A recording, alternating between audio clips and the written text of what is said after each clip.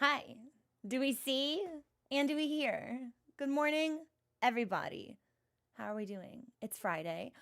I did not have a chance to see the Game Awards last night because I was playing D&D.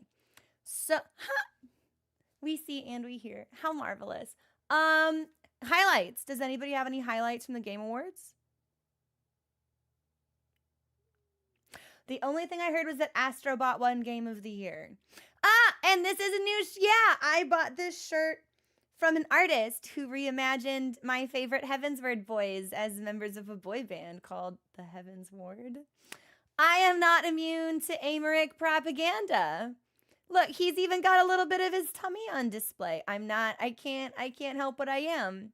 I know what I am, and I won't apologize for it. Yeah, so I saw the news for the new Elden Ring, and suffice it to say, the new Elden Ring.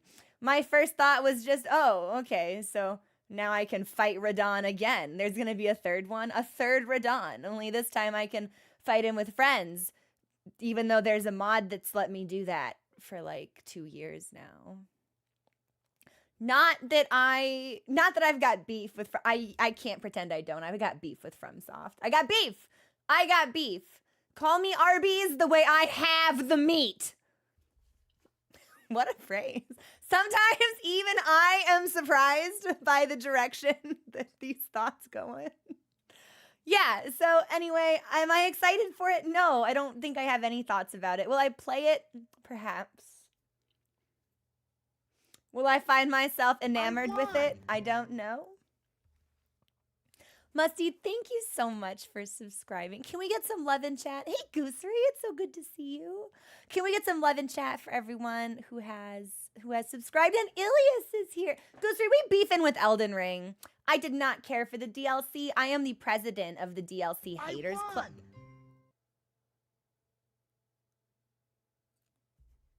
Well, now, what?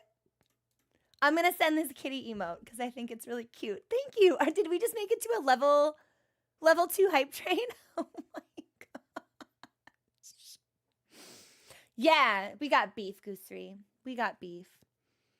One day, maybe I'll make a video about my beef. Speaking of video, new video tomorrow. It was supposed to be new video today. Womp womp. But tomorrow, we'll be continuing releasing our installments of the Silent Hill VODs. Several announcements in no particular order. Announcement number 1. I've done a thing in OBS, which may or may not make the quality of our video better or worse. If anyone notices, hey, Crow, you're a little bit like blurrier than usual, or like, hey, Crow, I'm buffering a lot, and that's not a thing that used to happen.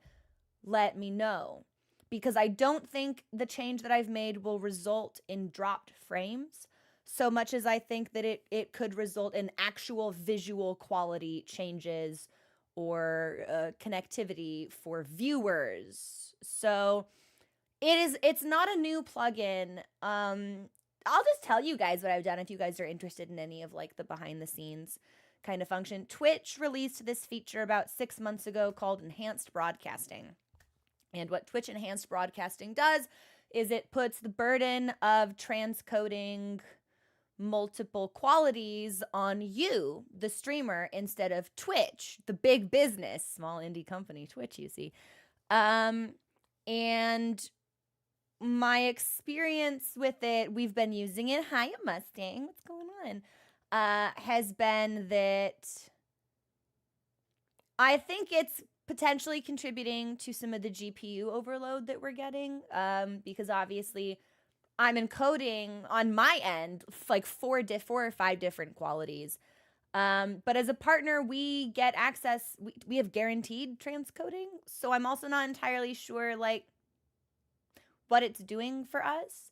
Allegedly, lower qualities might look better if I do it on my own, but if removing this increases base quality, which it should because we're at 8,000 bit right now instead of 6, I think that might be like a better trade-off.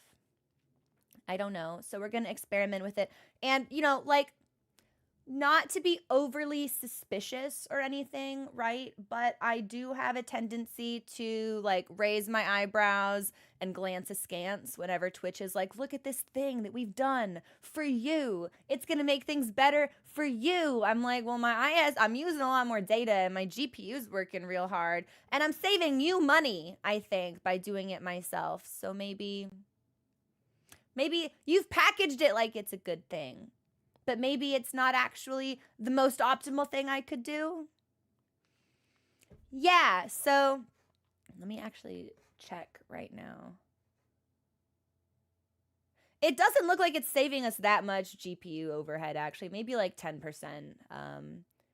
But it's something I'm tinkering with. I'll probably tinker with like some simulcasting settings as well, just to kind of see like how we can balance. Yeah, Kate, like video is expensive, and I'm sure if I do it on my end, that saves them some. So, you know, I'm very aware of how marketing can be deceptive. And I don't know. So that'll be kind of like an ongoing experiment. So today, if anyone notices, like, Crow, your video's sharper than usual, or like, Crow, your video's blurrier than usual, or like, I'm getting a lot of buffering, or like hey, I usually watch you in like 420 and I don't have that quality option, or like I usually watch you in this setting and that's not here. Let me know those kinds of things, because this is kind of an experiment that I want to run through the end of December to kind of get a feel for what's working and what doesn't. Oh, Francis, I saw that. I was so disappointed. Like, the concept is so cute, right?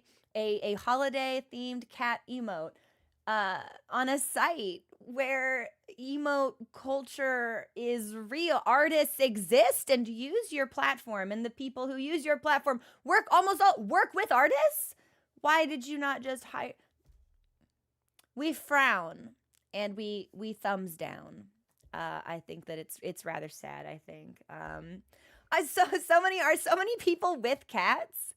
I should make a holiday mochi emote, actually. That could be a fun little thing for me. But so that's announcement number 1. Like, I can tell you right now, my Twitch dashboard tells me our stream is unstable. However, it has been brought to my attention through personal experience, as well as the perspectives of other people. The dashboard can say that, and it's not necessarily true. Sometimes they're just like, wow, look at all of this bitrate you're sending us. That's too much bitrate, but it's not actually a problem.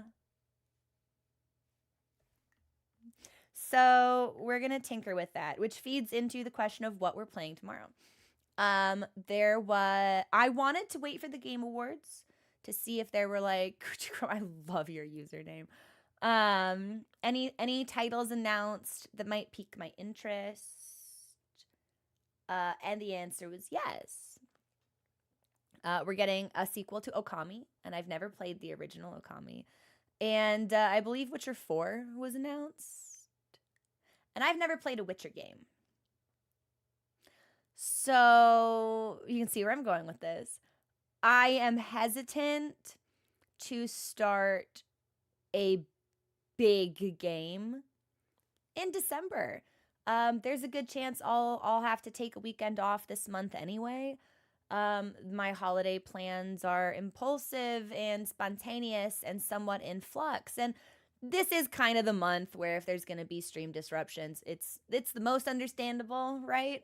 With family and friends sort of like, hey, I'm in town today. What are you doing? And I'm like, well, I've got to play video games online with my friends for 5 hours. And they're like, do you want to get lunch? And I'm like, no, I have to play video. Do you understand? So, I have not made up my mind.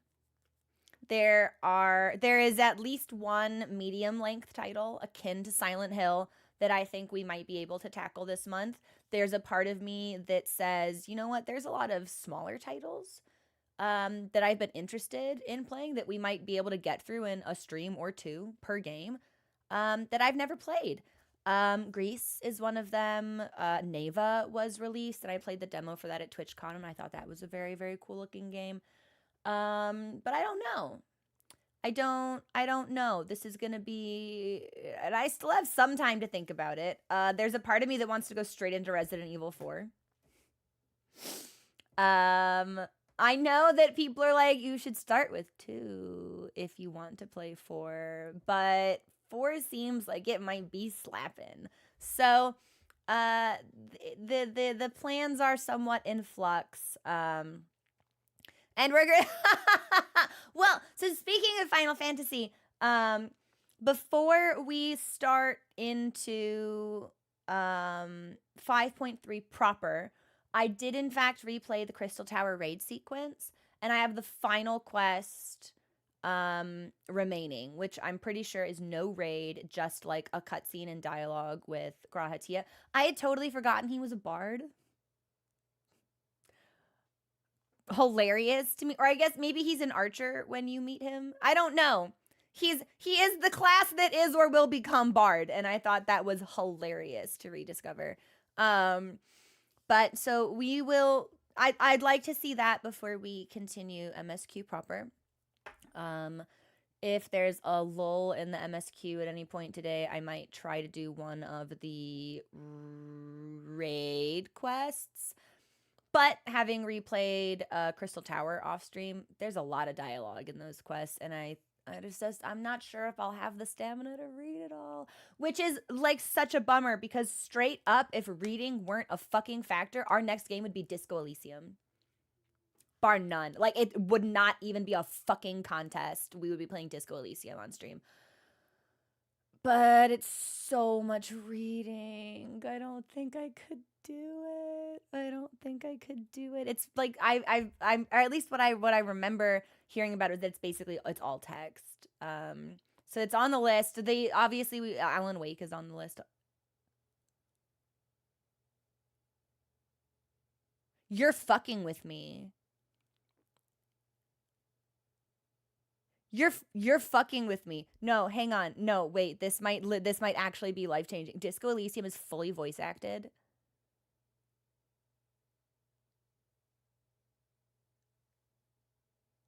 Why did I think it was all text? Okay, it was updated.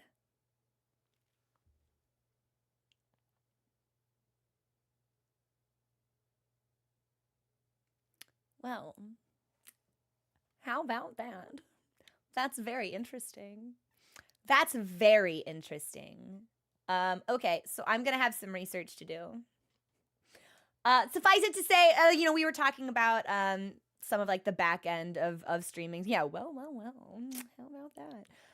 Not every game I want to play is a game that is like suited to streaming, and not every game I want to stream is a game I'm interested in playing. Like, suffice it to say, like, I really enjoy streaming Final Fantasy 14. This is not a good stream game, y'all. There are so many like analytical and business reasons as to why this was a terrible decision.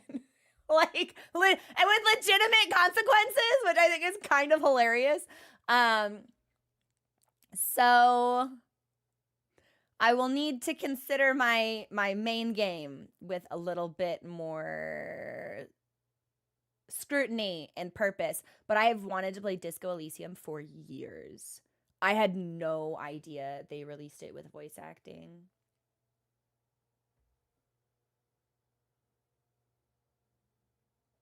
Okay, so what do we go? We went Disco Elysium, Witcher 3. These are all, and I'm just gonna kind of like throw things out. These aren't necessarily games I would tackle immediately. Alan Wake. Definitely 2, potentially 1, perhaps Control. Last of Us. We've got God of War Ragnarok, which I'm interested in. What games have y'all played in the last like 3 years that you think have been very cool? I don't think I could stream Balatro, although that's been recommended to me many times. I'm not really a card game enthusiast, although I've heard that Balatro is phenomenal. Coochie Crumble coming in with Balatro. There it is. I didn't even see your comment. I just started talking about Balatro anyway. The Reddit example is, no, we're done here. Wouldn't have voice acting. Aside from lines of narration in the middle. That makes sense, right? Unless you were going to like fully narrate it, which would be different. We do also, of course, have the Final Fantasy VII Remake, which we paused on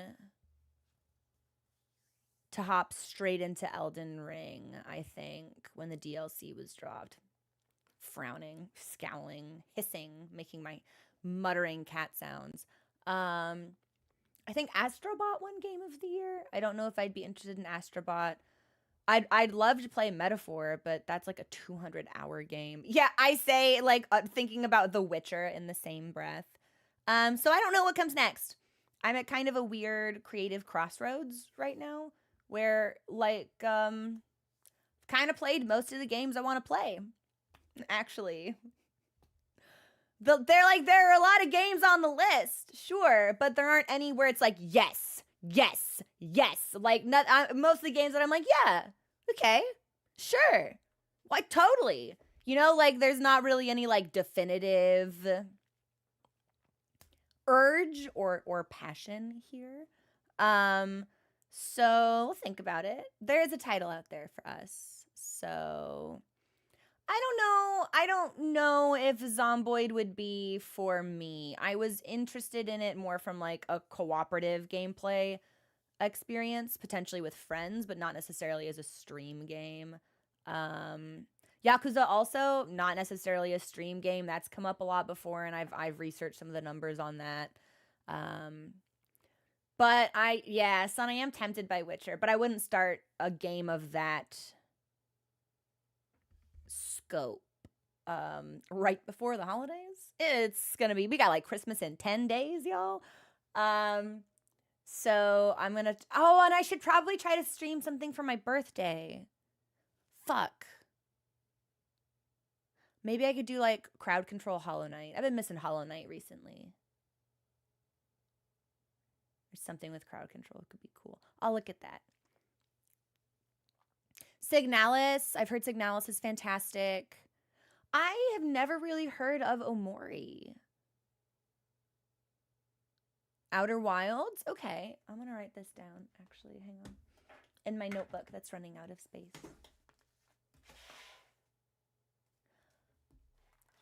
This would only be feasible if I were to do, like... If I were to commit to, like, small, weird, or short games. Off is getting new merch. Mortis goes. We could stream Off. That could be interesting. Outer Wilds.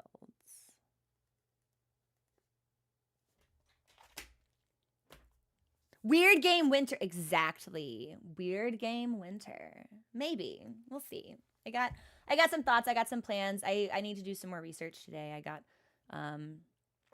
hung up this week with some other miscellaneous tasks that were certainly less appealing and significantly less satisfying to complete. So a stream weekend would be fun with the new... Oh.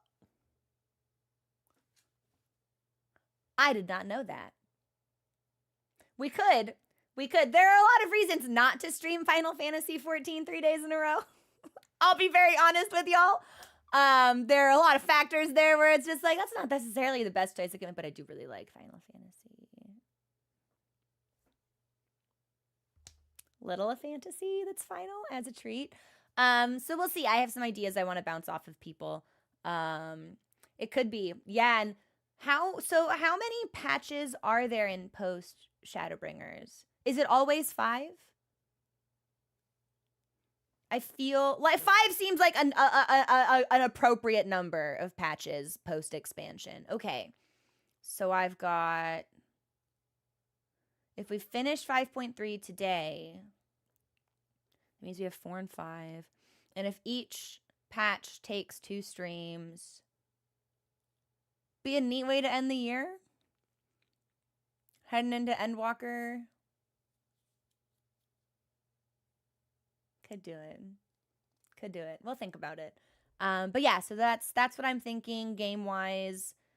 We might do a selection of very short titles. We just through the end of December, we might do 1 medium-length title. There is a chance that we might bounce into something really long and expansive. But if I were to do that, I think it makes more sense to do it in January, right? When I'm not constantly like trying to hustle the holidays. I have played Portal. I really, really enjoy Portal. I think Portal's a great game. I'm trying to think of like other classic titles. There was a part of me that was like, have there been any new Zelda games recently? But I didn't enjoy Tears of the Kingdom, so I don't know if it would be worth it to revisit that game. Certainly not on stream, perhaps. I'm not a crafter at heart. Yeah, I don't want to build things. I want to kill. I want to steal, and I want to murder. I don't wish to tinker. I don't long to invent. So it was a little bit of a misalignment, I feel, based for what I look for in games. New Year, yeah, exactly.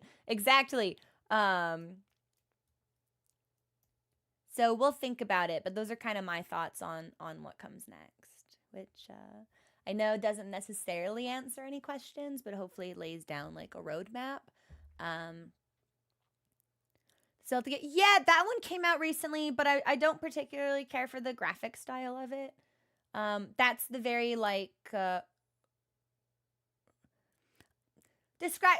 I don't know why this is the word that comes. That's the very round game, right? Like if you had to describe the arts, it's very round. It's the same style as Link's Awakening that they remade, yeah? Just doesn't really, it's not a bad art style. It just doesn't really like, yeah, it's very round. Yeah, it's not bad. It's not bad. I just don't look at it and go, I'm compelled. I look at it and I go, cute. But I don't really, so, you know, trying to think there. What else do I have on my list? It's tough now because now I have multiple lists. I've got a list on my phone. I've got a list on Discord, and I don't actually know which list is the right list anymore. Or like which list is a repeated list. This list is old. Oh, we've got Nier Automata. Moderator John Shortcut's ears just perked up like a dog. That's an option. Detroit Becomes Human has been on my list for a while. The Last of Us has been. Handful of like smaller games or shorter games. A couple of these are things I don't know if I would like, so it might be like a test stream. It's like, we're gonna test like this game and see if we like it, and if we don't like it, we won't play anymore. Or like Ghost of Tsushima. I got a board. Oh, Outer Wilds is on my list actually. So we'll see. I always get a lot of anxiety over picking a new game because it's a business decision. I'm not good at business. I don't care about business. But it is.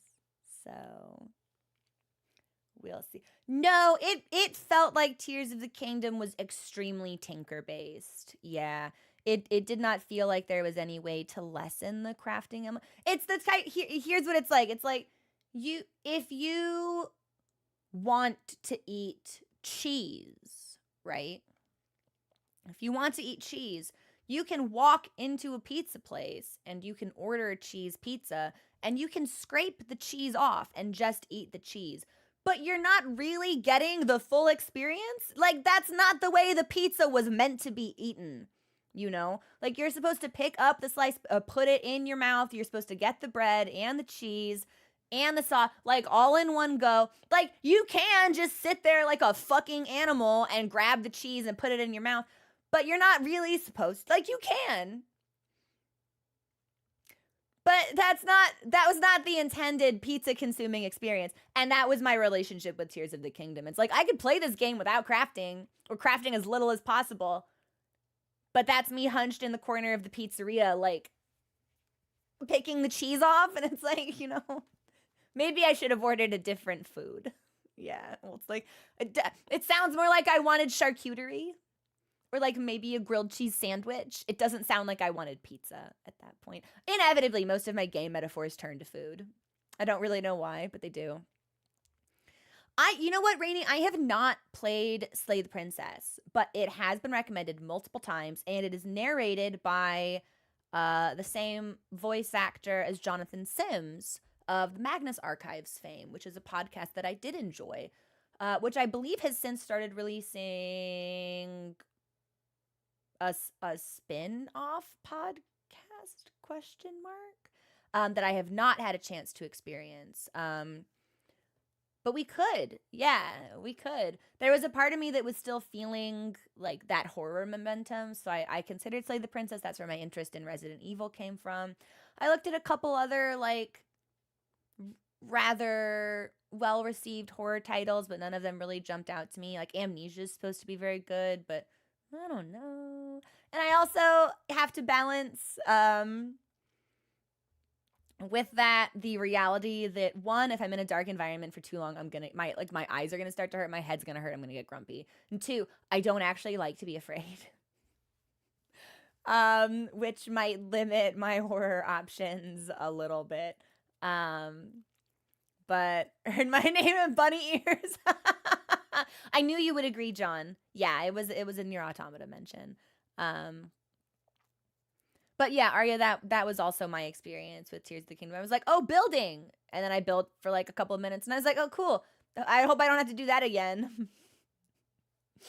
You do in fact have to do that. Like, it was not a game that aligned with me personally, which was really unfortunate because I had really high expectations for it. But I can't say it's the game's fault, you know?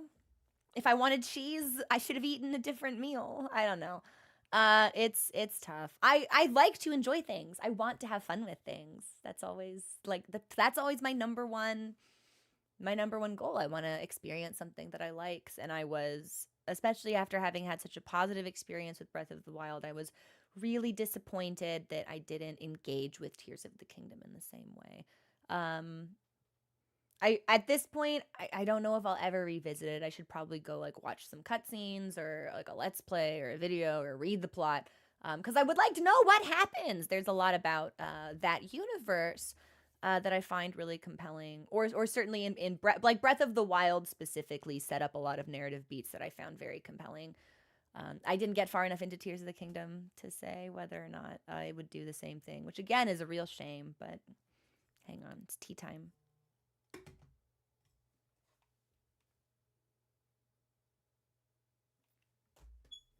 Oh, movie night! Movie night tomorrow at the usual time of 5 p.m. Pacific, which is usually like an hour or 30 minutes after stream wraps up. We are going to watch Love and Other Drugs, which has Anne Hathaway in it, who I like, and Jake Gyllenhaal, who I like.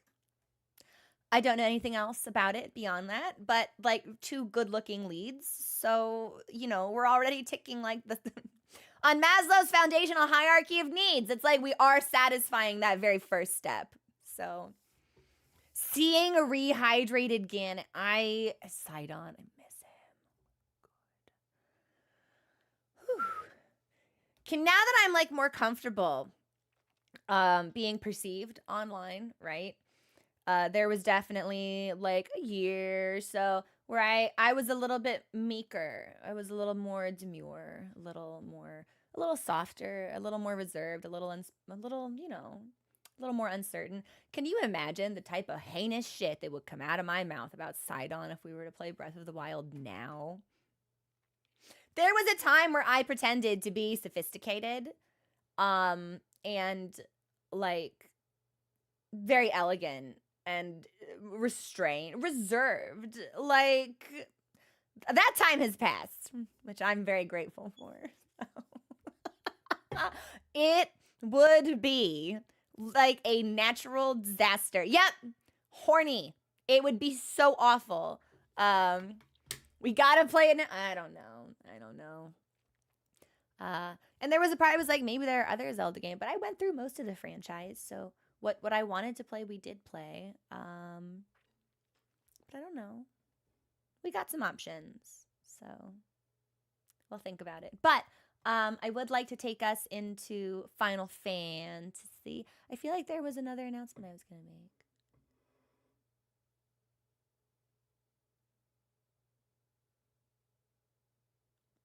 I don't know.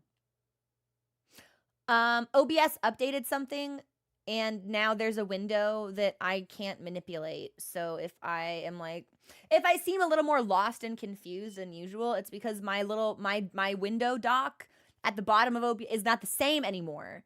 It's misaligned because they introduced this update. Now that fuck ass window, I can't change. That was me pointing at the window in question. Yeah, villainous and sinister window. They're like, add an element. I'm like, I don't know what that is. They're like, don't you want to click the button? I'm like, no, I really don't, actually. What does it do? Whoa! Didn't like that. Is this a stream elements thing? Stream elements thing. OBS, I may have slandered you inappropriately. This might be a stream elements thing. All right, fuck you. All right, yeah, you know, add widget. Add element, browse gallery. I can't, I can't make it fancy. I don't know how. It's not within my wheelhouse. I've thought about that too, Dominique. I've thought about, especially knowing that my birthday is coming up, I've thought about doing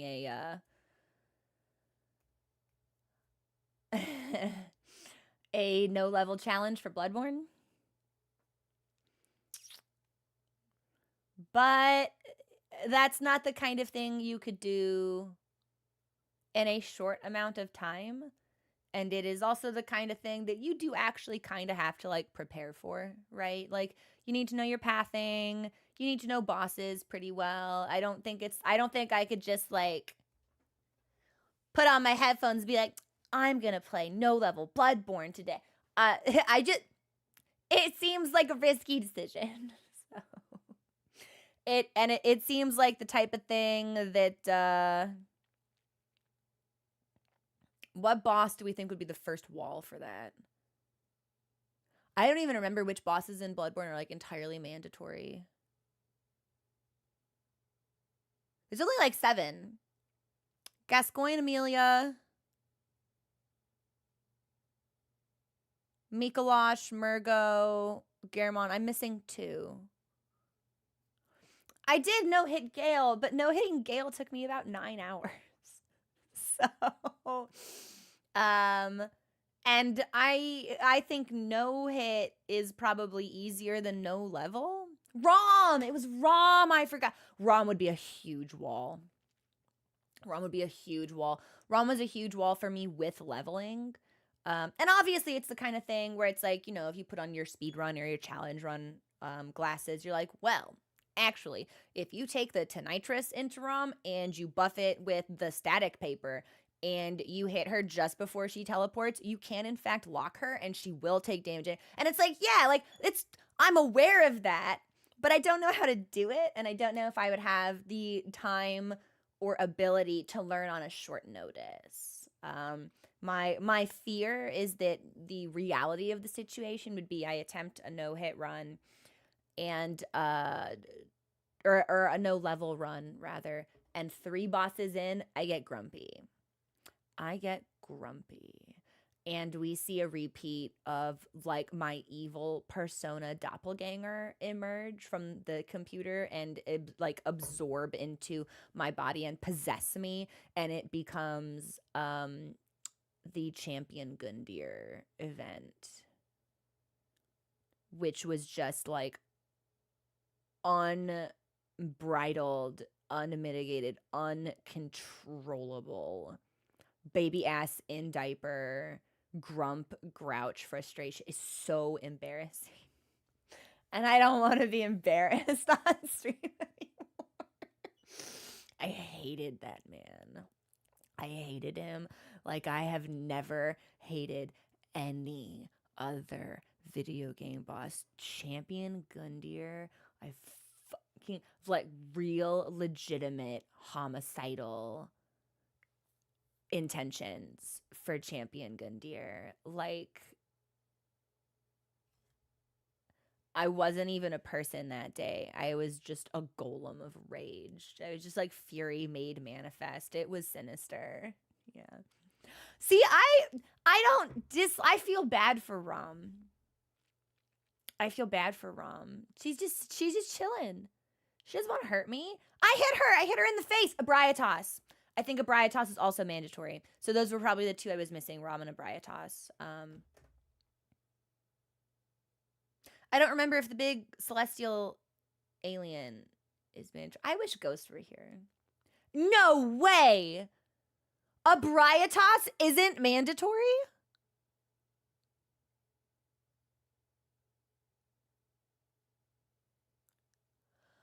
That's insane to me. That's crazy. I can't, well, I guess it's, yeah. If you're just going for any percent, not mandatory. But she's in a side area, but she's so important, I feel. So is it really just the 6? Gascoigne, Amelia, Rom, Miko, Wetner, Scaramon? Is that really it in base game Bloodborne?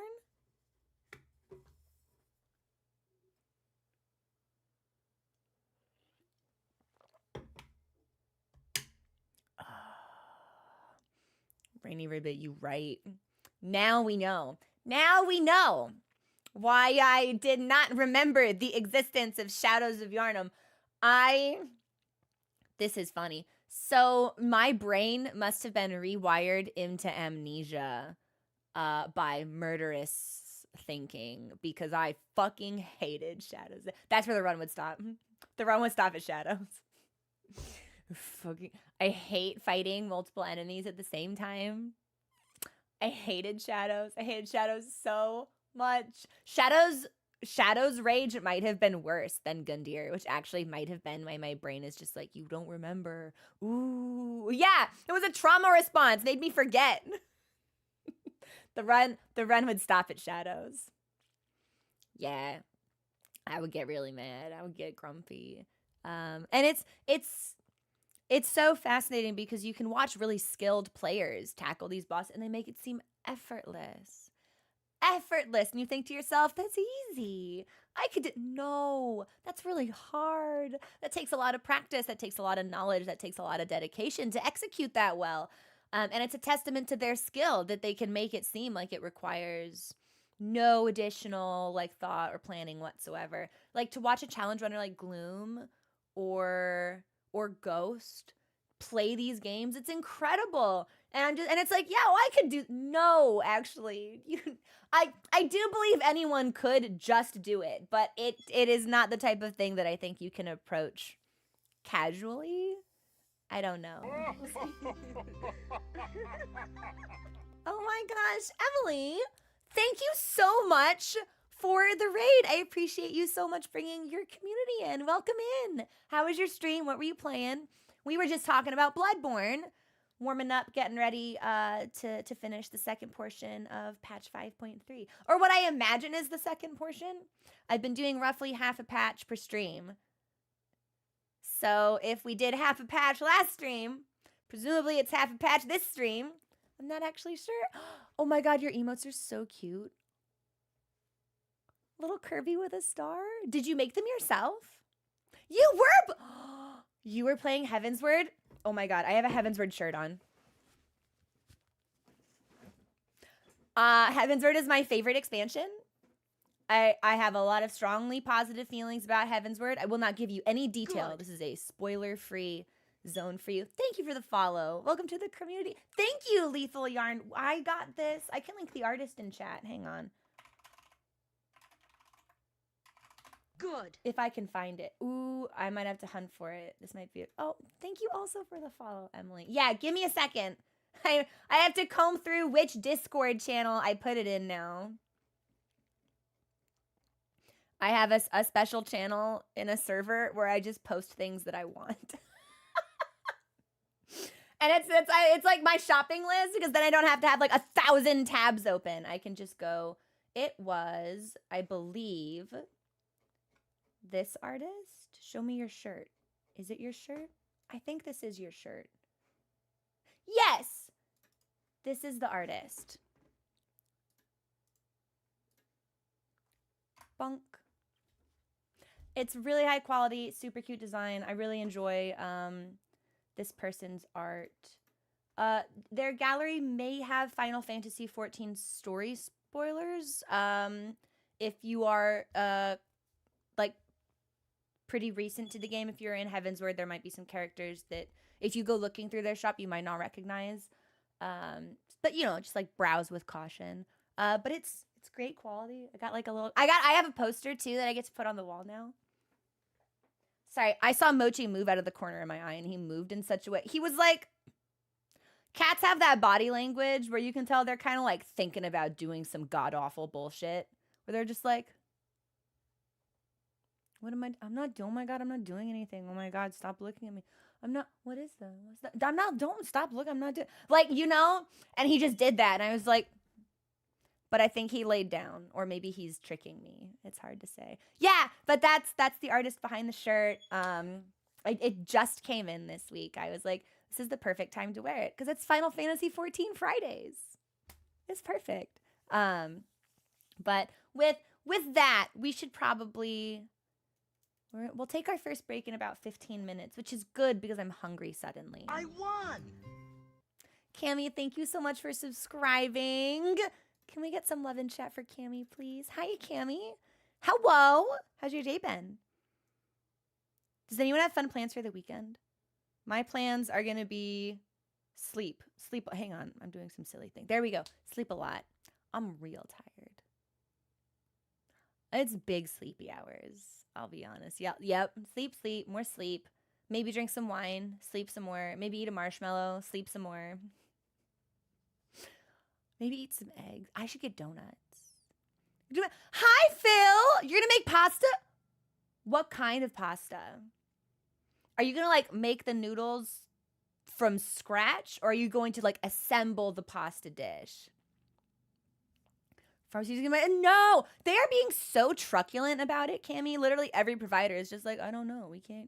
We don't have it. We can't give it to you. I don't know. We're just going to make problems. I don't know. Flying out to visit family. That'll be so wonderful. Zithwan is getting to run the next session. What campaign are you playing? A burlesque show sounds so fun.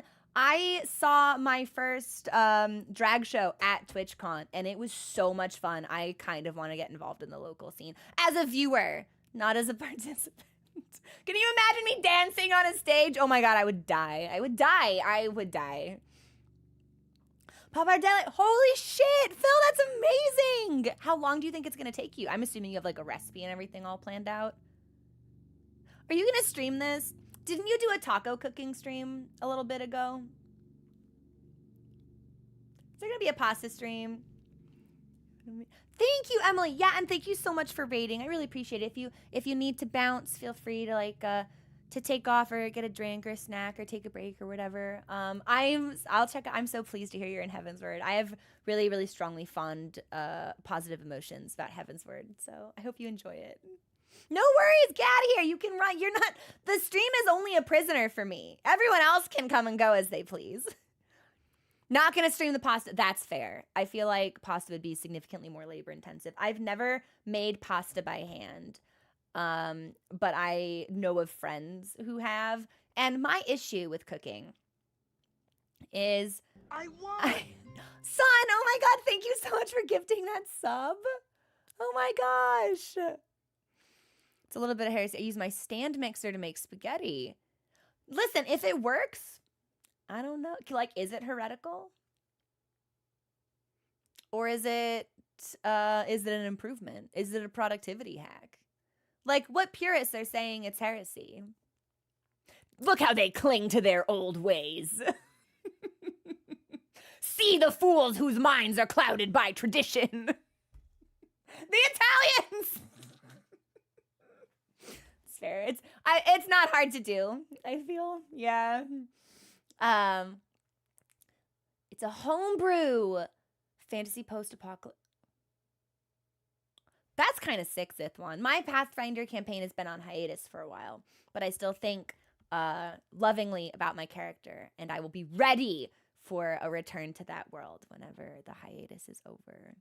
Something mendacity. What? I legitimately don't think I've ever heard the word mendacity before. Hang on. Untruthfulness. Lying. Deceit. This is fun. Oh, yeah. For a 4-syllable word? I'm just going to drop that casually in streaming tirades now. It'll be great. Approximately 40 minutes from now, I'm going to lose my mind at something in game, and I'm just going to drop mendacity real casually. And we'll all have to pretend like I knew that all along. All along. All the time. All right, I'm going to take us into the game. I used to do cooking streams. Do y'all remember that? Ages ago when I lived in Japan, I would do like breakfast cooking streams, and like I wasn't cooking in the cafes that I would eat. I miss those sometimes. If my setup allowed me to do it, I would do it again. But my big problem with cooking is that I have a hard time planning meals because it's like my brain, I don't know whether this is an ADHD thing or what. My brain does not believe hunger exists until I am debilitated by it, right? Like I'll just be like totally normal day. Oh God, why do I feel so hot and sick? Oh my God, I need to lie down. Oh my God, what's wrong with me? And then it's like, you haven't eaten in 18 hours. That's what's wrong with you. You haven't had water today. That's what's wrong with you. So it's really, from a cooking perspective, it's really hard for me to like tackle anything that takes longer than like 40 minutes to cook, because by the time I'm aware that I need to eat, that's the point I've reached, and I can't do any like longer preparation than that. I do a lot of like vegetables and like braised meats and stuff like that, but 4 debuff supply very suddenly. Yes, very suddenly. Well, yeah, it's like, whoops, I feel like I'm dying. And it's like, no, I just need to eat a vegetable. I need to drink a liquid that does not have caffeine in it. Oopsies. You just leave for 30 minutes and come back with food. I did make marshmallows on stream once. That was super fun. I wonder if I could do that again. Good. The problem would be, thank you for the follow. Welcome to the community. The problem would be, the kitchen is very, very small. And like the kitchen leads out into the, a stretch redemption. Let's go. Leads out into the garage. And I don't know if there's a way for me to like film cooking in the kitchen without getting that door on screen. And Momunist, suffice it to say, might be going in and out of that door. And Momunist has told me if she ever ends up on camera, she will kill me. Like, I'm just gonna go missing. That'll be the end of all things. So I don't know. I'd have to like block it off with caution tape. I'd be like, you can't come in here, Mom. She's like, I'm hungry. I need some food to take my meds with. I'm like, oh, that sucks, Mom. I don't know. So it's like, and like she has, I don't know what it is. She has some kind of medication she has to keep in the fridge. She takes so many, I forget. It's not my business anymore. She's just like, I have to go in there. I'm like, but my people are here. You'll be on camera. And I'll be murdered in real time. Like, it'll be recorded. You'll see it live. It'll be tough. So, she does have cryptid energy. Yeah. Yeah. There's a part of me that wants to do, like, a Momunist reveal one day. But I think she would hate it. So, we are here not to inflict psychic damage upon our loved ones. Yeah. Quick dinner and cooking the longer recipe for leftover. That's a great idea. That's a great idea. Because I have a friend who's really into baking, and she'll do things that need to like raise overnight or something with like, she's got to like layer like dough with butter, and it takes like several hours. And I'm just like, I would eat the dough raw. Like I would reach a point where I either like fainted or just started like, I don't have. So a lot of my preferred meals take like 20 to 40 minutes to cook. So it's like I can put this in the oven, and I can start steaming this, and I can do this at the same time. She be laminating that dough, Phil. She be laminating that dough. She's crazy. She loves to bake. The types of creations that she makes are incredible. Moderator Artemidare also is an exceptional chef. The types of things that she creates are like, I keep telling her, it's like, when I visit, I'm gonna ask you to cook for me. And she's like, I like to cook for people. I'm like, you'll never get me to leave. And she's like, I have my ways, actually. So Momunist reveal. It's just me. I talk about how Momunist decided she did not want to be revealed, actually, and that's the video.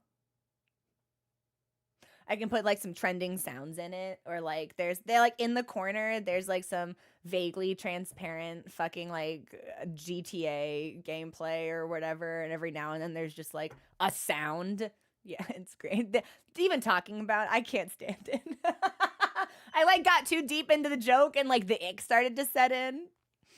Rarely do anything that involves overnight stuff with the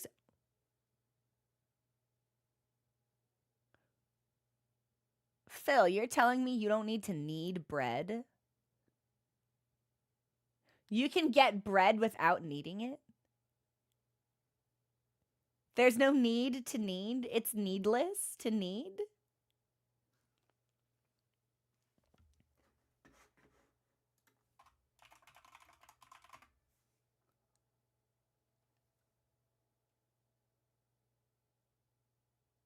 Is it good? I've never made bread. One, I don't believe I have the discipline not to eat all of the bread as soon as it's done, right? The concept of pacing myself doesn't really exist. I'm kind of like an all or nothing sort of bitch.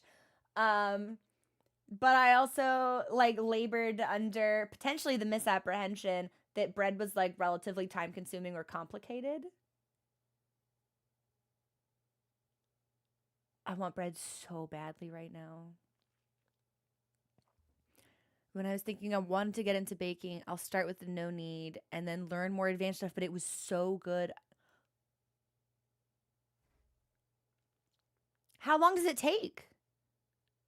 Like to prepare it before you gotta like put it in, let it do its thing. It's mostly a lot of downtime. Okay, so that would be where like letting it rise overnight or like sit overnight comes from. Yo, yeah, give me this recipe. Phil, thank you so much.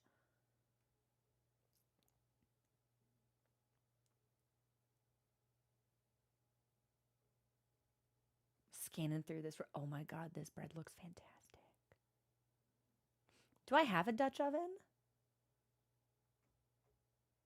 I have a pot that may or may not be a Dutch oven. The ambiguity is part of the charm. Oh my God, this looks so good. Increasing the salt level improves the bread's flavor? Yeah, I bet. Oh, bread's so bad now. Overnight rice with a low amount of yeast does the gluten development, and then you use a cast iron to bake it. Also, thank you for the follow. Welcome to the community. We're talking about baking bread. We'll game soon, I promise. Well, actually, in a couple of minutes, we'll take a break, and then I'm not gonna lie, I'm probably gonna go out to the kitchen and do like you have 180 seconds to put something in your mouth and chew it before you must return to the computer. So I'm gonna like throw open the cupboards, get the peanut butter and like spoon it, and then see if I've got bread and then like hork it. It's gonna be like a whole thing. Yeah, the snack rodeo. Any percent snack edition. Used to make bread for me and my ex every week. What if I did a bread baking stream for my birthday? No, but you'd all have to be nice to me if I fucked it up. You'd all have to be nice to me if I fucked up the bread. What if I could? What if I did it? Because if I did it on a Friday, I wouldn't need to cordon Momunist away from camera stuff, but I would need to bring. Oh yeah, I'd have to move like the monitors and the tower. Now the tower is very portable. The monitors less so. They're on clamps that like go, like the desk is like, this is the desk and the monitor's on a clamp, but there's no clamp on the counter, and I don't think I have a regular stand for the monitors. Maybe it'd have to be phone stream. Maybe. One of my partners is a chef, and our other boyfriend is a better baker than him. He gets humbled every time. Well, it's like, I feel like chefs usually have their own specialties, right? Like some people might really like a different thing, but if you get really into something, regardless of whether it's like a hobby or like a hyperfixation, yeah, it's like different skills evolve differently. A no-knead focaccia with rosemary, sometimes cheese or cherry tomatoes.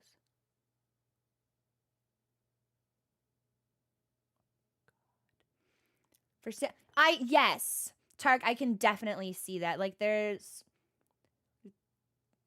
definitely more of like a holistic emphasis. I feel like not only on like the ingredients as well as the product, but like plating, right? Like how you present the dish.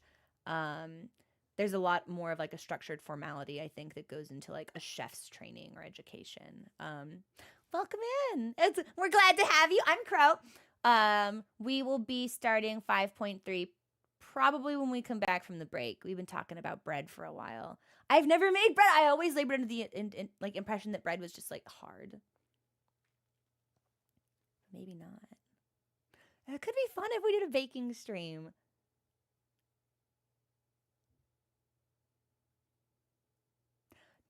Okay. Humor me here. Humor me this question. How difficult do you all think it would be to make cinnamon rolls from scratch? Because I love cinnamon rolls. Now, I love bread too, but on my birthday, my tradition is I always get a cinnamon roll on my birthday. So what if I made the cinnamon roll? Searching for Final Fantasy Reacts on YouTube. And hey, we've been simulcasting relatively recently. I'm very new to the YouTube thing.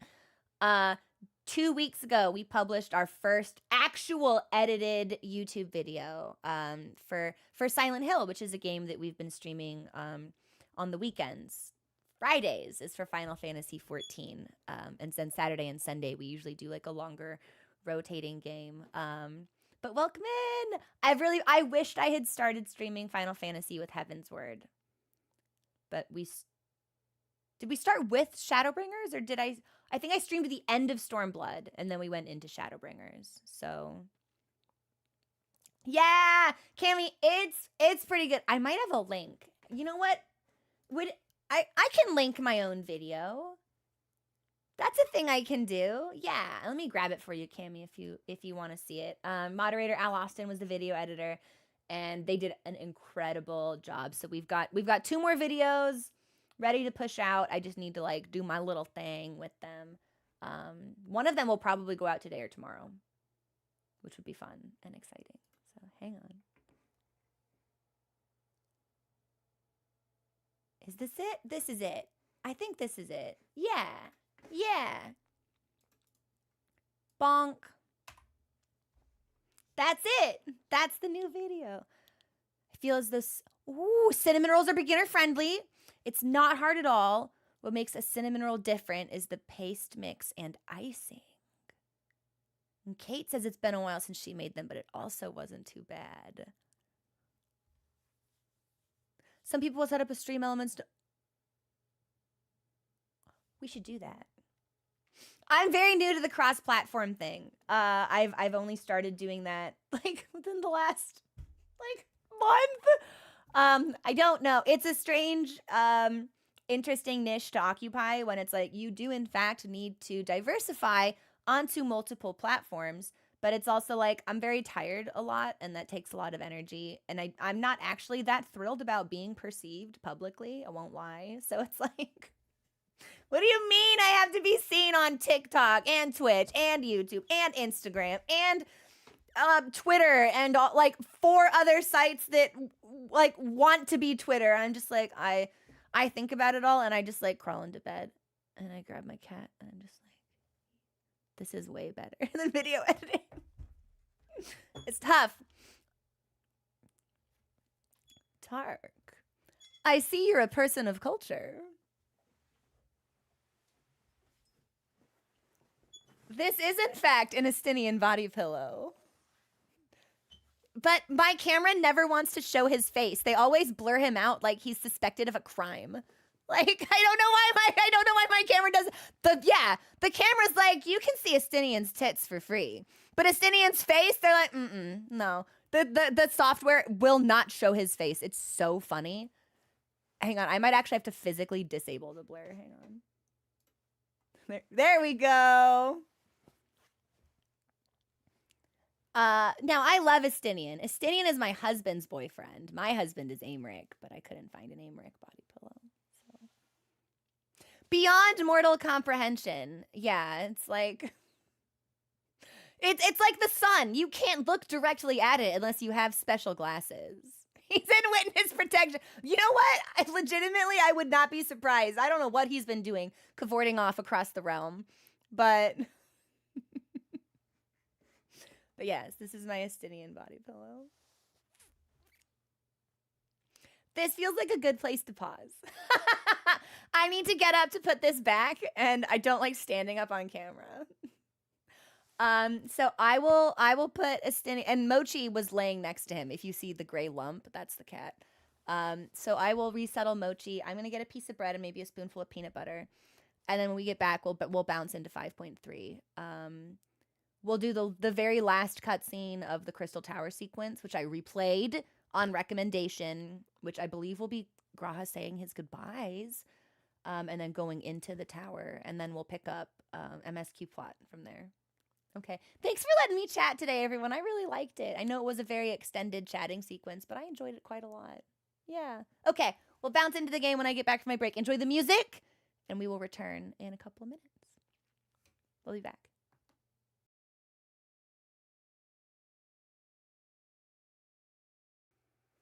We're back. Okay. First of all, thank you also for the follow. Penny, I appreciate it.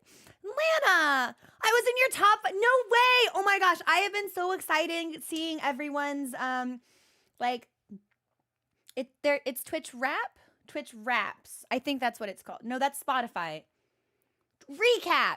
I've been so excited seeing everyone's Twitch recap. It's been really uplifting to see that there are people who have a good time here. Because that's always the goal, right? All I want to do... where's my chapstick?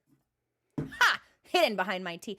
I put the kettle on, by the way, so I'll be able to brew a fresh cup when we take our next break. It's been really uplifting, yeah, to see that people are having a nice time. So thank you. Lurkers are always welcome. Okay, I'm going to launch 14.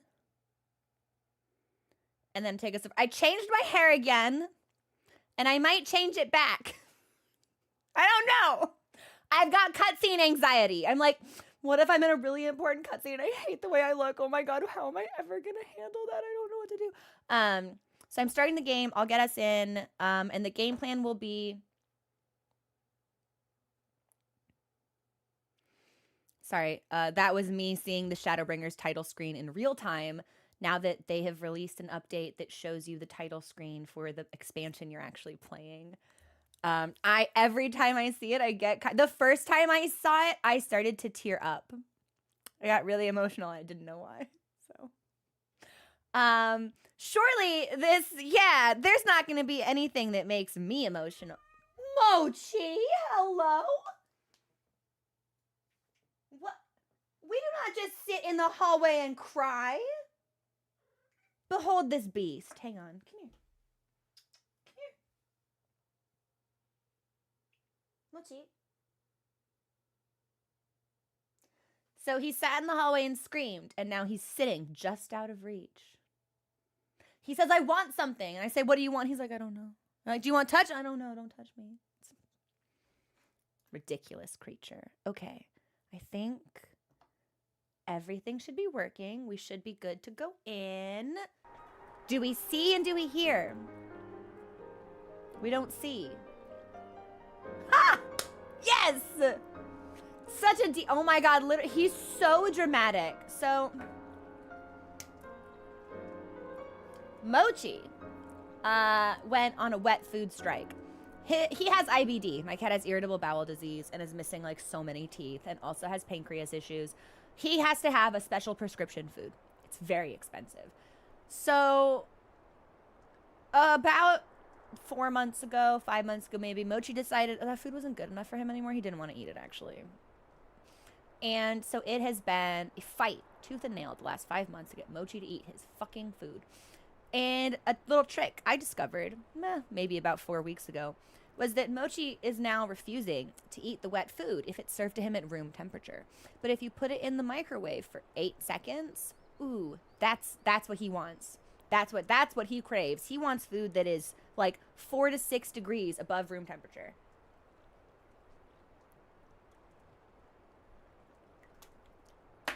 So I did that. So I microwave his food now. However, this has established a very dangerous precedent. Because now Mochi thinks that anything that comes out of the microwave is for him. And I definitely heated up a snack on break that I ate very quickly. So I imagine that the plaintive, desperate meow-wowing we heard in the hallway. And now Mochi stands here and he glares at me. He glowers. Mochi probably thought that he was entitled to some of that snack because it came out of the magic box that makes food warm, and it makes his food warm. Ergo, the food in the magic box is actually his. Hello? You know share with the cat? He suffers. Something a little bit, I hate this creature. I love him so much, but he's awful. He's an awful goblin. Okay. I think this is my name setting. Wait.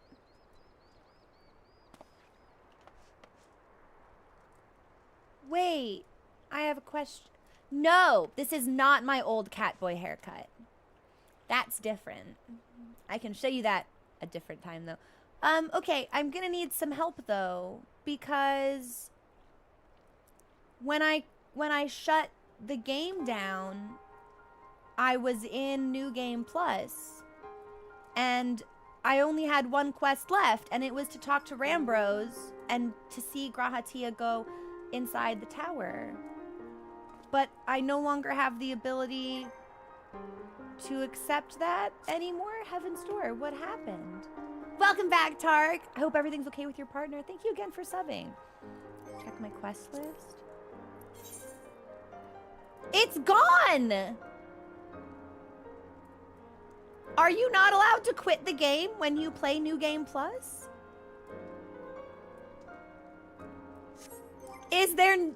You're kidding me. Oh, Arya, thank you so much. Arya, you're awesome. I was like, are you not allowed to quit the game? Like, if you want a New Game Plus and expansion, does it just have to be running on your computer for however many weeks it takes you to finish? Woo! Okay. We figured it out. We got there. Yeah, you just have to re-enter it. I didn't know. This was my first time doing anything New Game Plus in the game, so. Okay, so we're going to talk to Rambros, and we'll see the cutscene, which like, all of the raids are done. This is the very last one, just to kind of, like, refamiliarize ourselves with what went down the last time that we would have seen Grahatia previously before Shadowbringers. So, it is viewable in Journal, Tark, but I'm a genetic freak, and I'm not normal, and I decided, for whatever reason, instead of just watching the cutscene, I should replay all of the quests.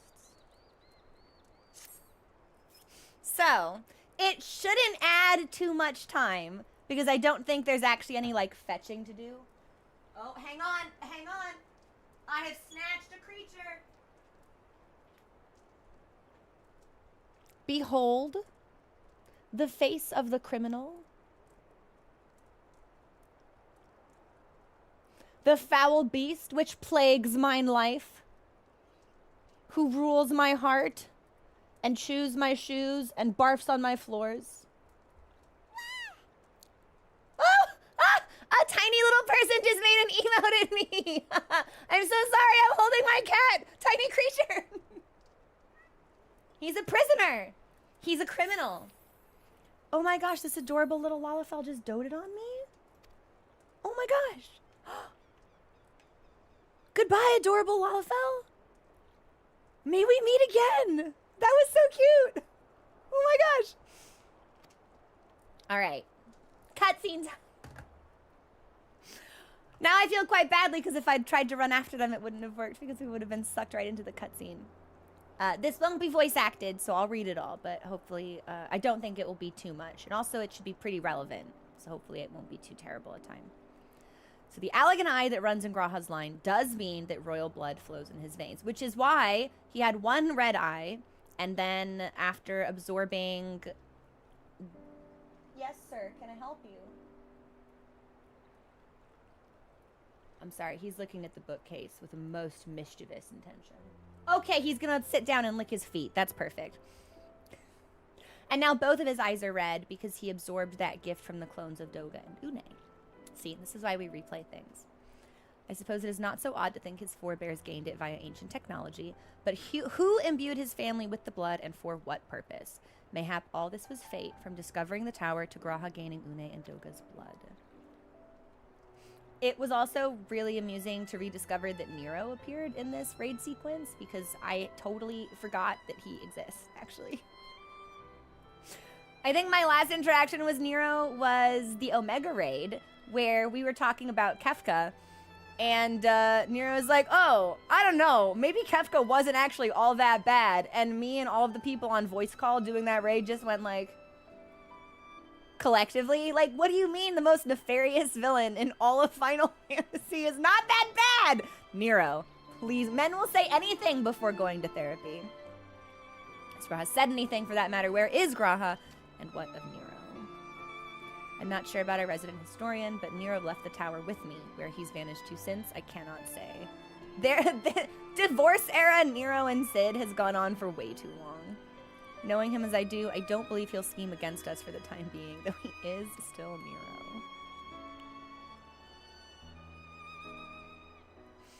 Nero. Hang on. The miscellaneous soldier in the background, I glanced at him for a hot second, and I thought it was a player cosplaying Isaac Clarke from Dead Space. I don't know what it is, but there's something about, like, the lines down the back of his torso that made me think he was in one of those suits. I don't even remember what they were called. You say Graha stayed behind at the Crystal Tower. I wonder if he even now prepares to seal the place off.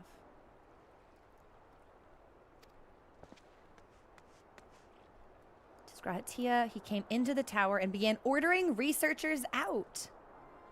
Why would he do such a thing? I don't know, but he was quite insistent. He all but bodily forced me out of the gates. I suppose it's possible he told one of the others, but I wasted no time in finding out. I thought it best to hasten here and ask her. Don't worry, we'll check on that cat. That's my cat. Let us go and speak with these researchers and get to the bottom of this queer business. Queer business indeed, where me and Grahatia are concerned. Oh yeah. You don't have to clock us like that though, Rambros. No doubt Graha means to seal off the tower, but it worries me that he did not breathe a word of his plan to us. Alright, we'll check. And I can't imagine this will take more than like 10 minutes, and then we'll get properly into 5.3. I appreciate everybody's patience. More than one person told me it would be beneficial if I revisited, and especially since it had been so long since I last did the Crystal Tower sequence. Because I did that and then took a break from— we got a creature! Yo, look at this cap. Strike a pose, pose, pose, pose, work, work. Hi, Sunnis. It's good to see you. You're killing it, by the way. I also love this fashion here on the Chocobo. I cannot Manderville with you now, good sir. I have a cat boy to see. We must attend to our cat boy. We do a little bit of moving. This'll work. Yeah, we'll put that there. Okay.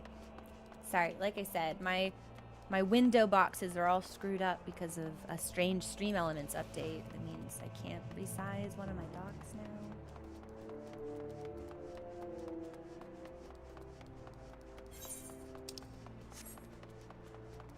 And I feel like this is gonna make me emotional, actually, like leaving him behind.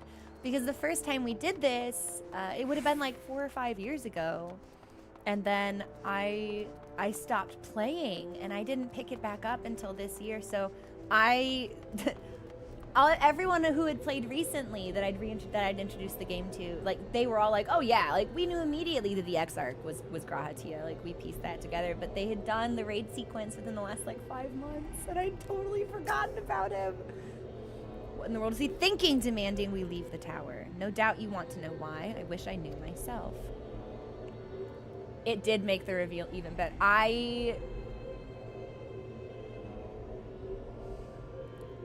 I can't think about him too much or I'm gonna start, yeah, I might get a little bit emotional. Of course he would tell me nothing, but he will be honest with you, sir. I am certain of it. Oh, they just take me in? Okay.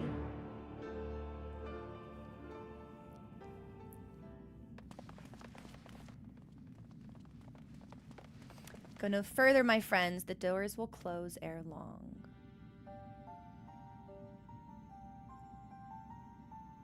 You are of a mind to seal the tower. And he can do that because he's got the blood in both eyes now.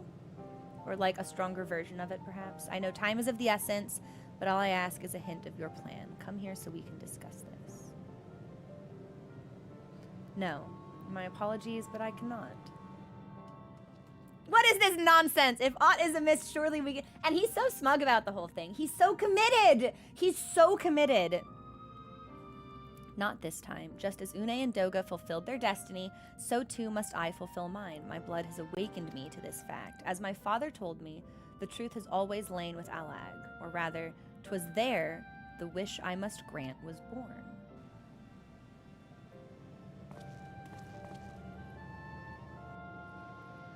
Not all the world perished in Xanday's calamity. Survivors stood amidst the ruins of Alag, looking to the Crystal Tower, but it was nowhere to be seen. Yet they hoped its spires would again dominate the land and prayed that the Crystal Tower would be a beacon of hope to people everywhere. Word of this soon reached the only member of Alag's royalty to outlive the Empire, the Princess Selena. Selena was moved by the people's dearest wish and used the very best of Alag's technology to give her blood and memories to he whom she trusted most. That man was my forebearer. For millennia, we waited. Alag's art and ingenuity faded. Our royal blood grew thin, but before the last drop could vanish from the realm, the memory of all this returned to me. Yeah, I would be really interested in like a graphics comparison of like before and after, because I feel like the improvements must be very noticeable. And now I must fulfill the wish of the ancients. The tower will shine forth as a new beacon of, man, fuck you. God, but it really will though! It really will, and he has no idea! The Crystal Tower's strength poses too great a threat to Eorzea now. We would need technology as advanced as Alag's to use it correctly. As things stand, we barely understand the tower's workings. We may never fully comprehend them. But you will. 'Tis as you say, we could wait for someone someday to reach the same heights as Alag, but by then we will have lost the royal blood and the means to control the tower. But what if I do as Amon did and put the tower into a deep sleep? Cannot mean that. Oh, Sid. He means that and so much more. I am deadly serious. The tower may only be used once men rival the Allagans in knowledge. I will slumber within Circus Tower. Until then, to greet those with the means to open the gates. Then I will guide them, and thus will the tower shine forth as the beacon of hope it was meant to be. 'Tis the only way to make the wishes of the ancients come true. Help, and this is actually what happens? This is what he does?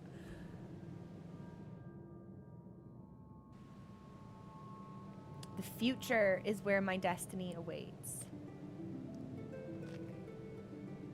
But yours lies outside of these doors. Go, create a future where hope reigns and the tragedies of the past are but memories. No one but you can accomplish such things. Nothing we say will make you change your... Oh no. We could never change this cat's mind.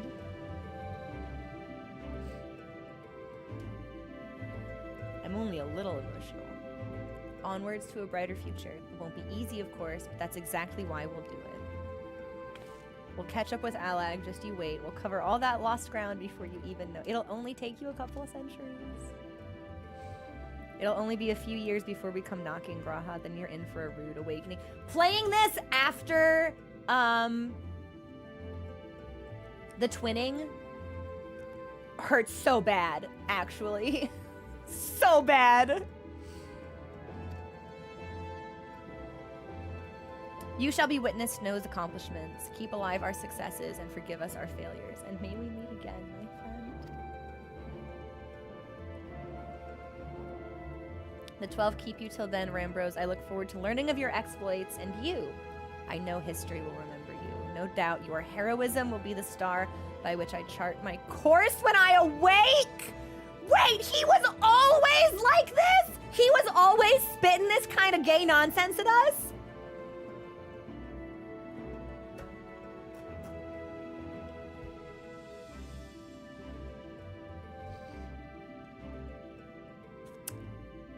I'm not okay. Not even a little bit. Now I must rest. Recalling so much has put me in the mood for... Are you literally? Farewell, my friends. I eagerly await a future born of your courage and the ancients' wish.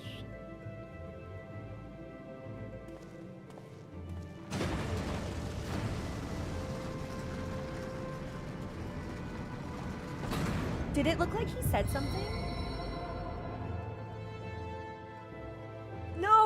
No, it seriously looked like he was saying something as he was walking away.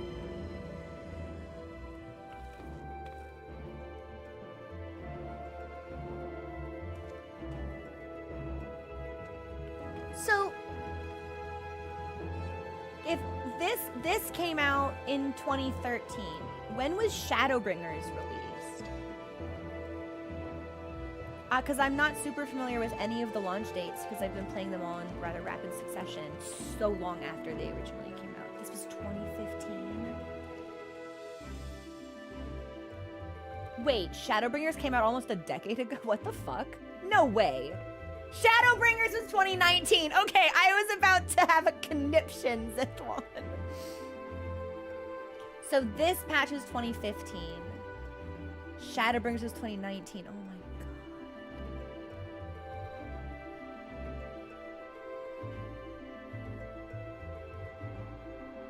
I hope Nero isn't the last thing I see. I was really hoping Graha would be. Crystal Tower slumbers again. 'Tis too quiet for my taste. Oh yes, we know you like. Your taste is very loud and flamboyant. We know.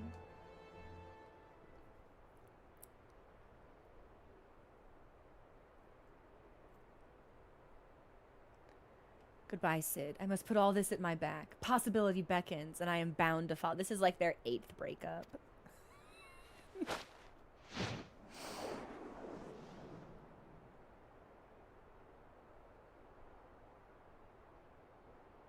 A new dawn has come for me.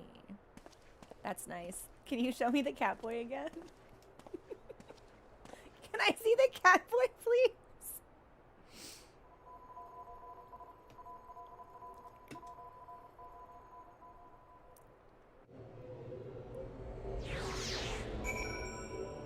Wow. Oh my god. Pain, pain, pain, agony, misery, and woe. Okay. We'll turn this in, and then that's it. Then the Crystal Tower sequence is done, and then we'll move properly into 5.3.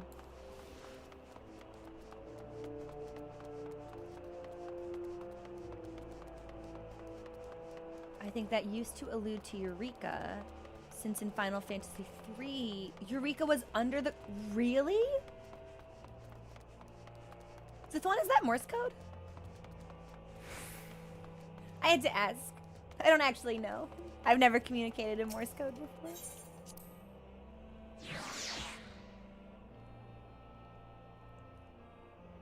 God, okay.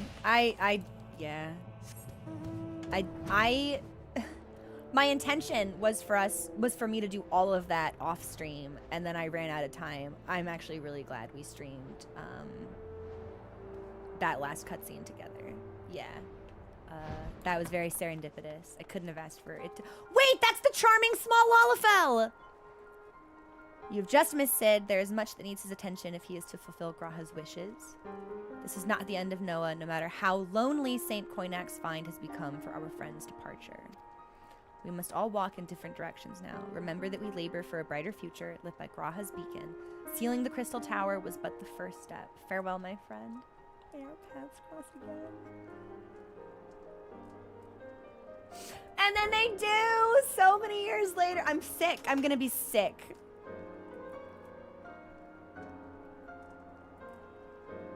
Okay.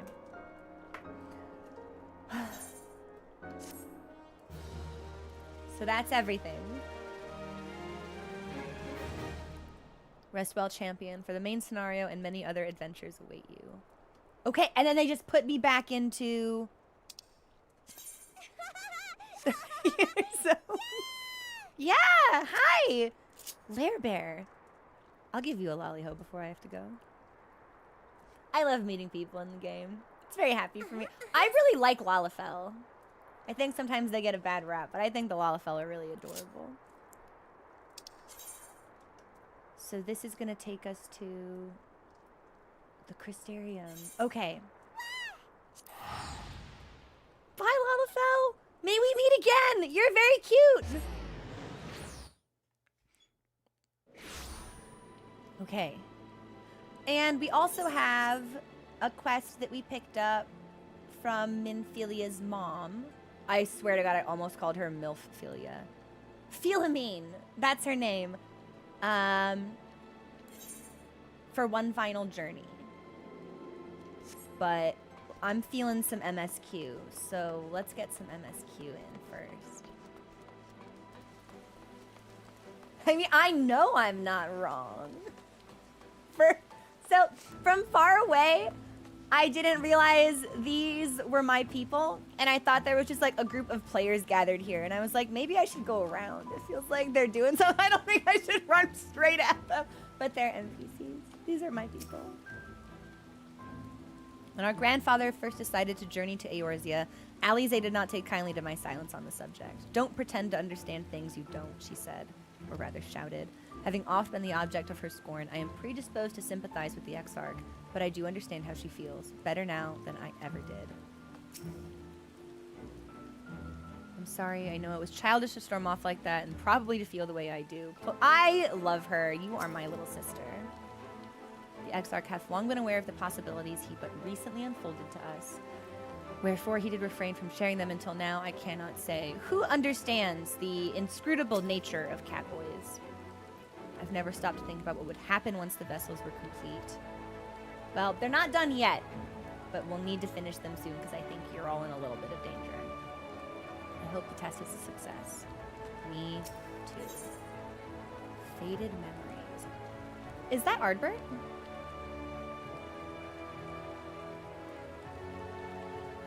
Is that Amaral?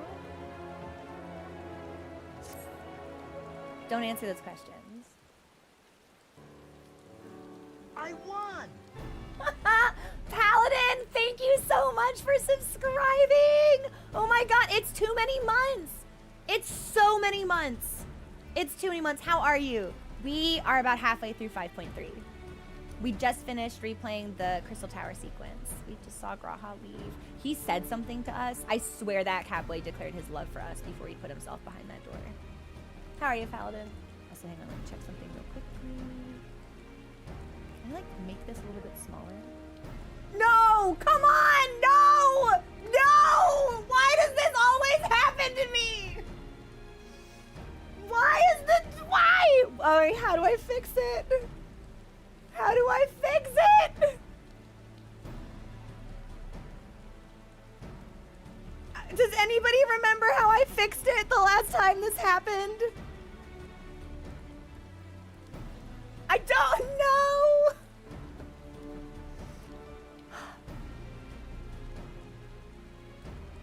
What do I click on? What if I close it? It's set to capture any full screen application. How about that? Now the game is just gone. Okay, well.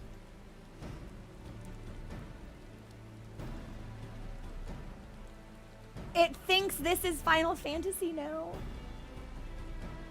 I don't know how to fix this. Did you reactivate the scene? Maybe? Sorry for the technical difficulties, everyone. I wish I had better control over them.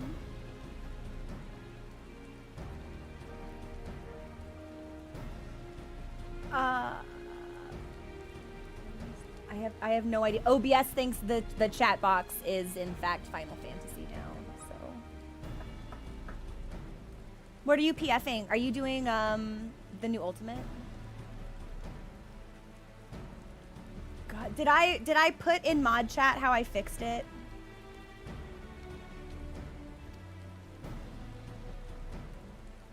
That window's not even, do I need to just close it?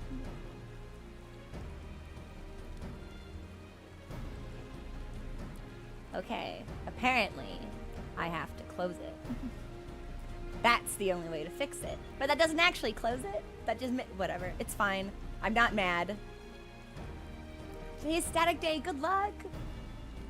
Yes. Okay, so while the Exarch pours his own sweat and blood into his allotted task, it seems only fair that we attend to our own, dealing with Elidibus and his minions. Just so. And there is one other matter. In light of our deteriorating health, Y'shtola should not be left alone at a Nider. Might I trouble you to visit her? See that all is well.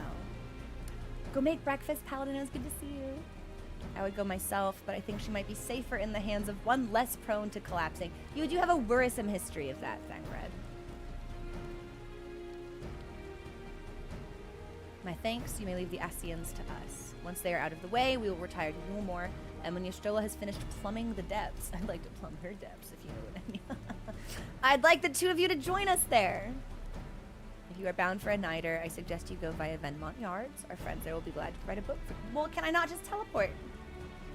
Let us be on their way. Don't do anything I wouldn't do. That doesn't, like, restrict me much, Thancred. Oh, that's right. I do have, she made bread. She made awful bread. Like really repellent bread, actually. Repulsive. It's disgusting bread, Thancred. Nerds eat it. And she thought it would make you all happy and nostalgic. Archon loaf, thou sayest. Why, even to hear the name doth transport me to times long past. Bread from another world? Oh, that's right. She isn't from the source like we are. Mayest thou, child, thou must. That said, I personally disagree with the consensus. I do nonetheless advise thee to temper thine expectations. Uriange's like, I love this bread. This bread's great. Wiser words have never been uttered.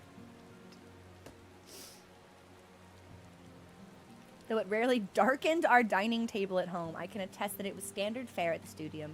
Indeed, a slice was never far from our peers' hands. You cannot just let Reen try this foul bread unwarned. You really are an unbearable snob sometimes. Do you know that? To describe a food as darkening a dining table is really funny, though.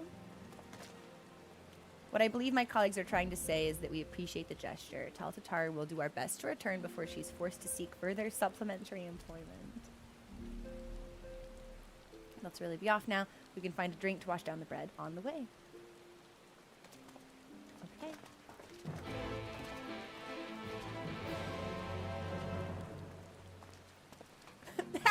Alvino was thinking so hard he didn't realize everybody else left. All right. So we need to go to Venmont Yards.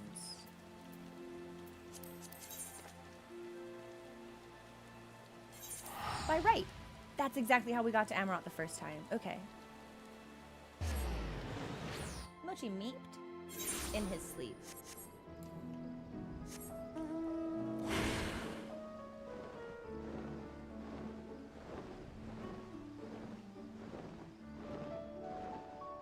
Yeah, so I really like the riding pose for this snake. I think it's super cool.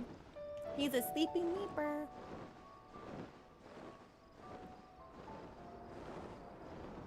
Whenever he's like rather peaceful during the day, it always makes me nervous that he'll cause problems at night. What brings you to these parts? I need a boat, good sir. Of course, we'd be happy to help. Just say the word and I'll, yeah.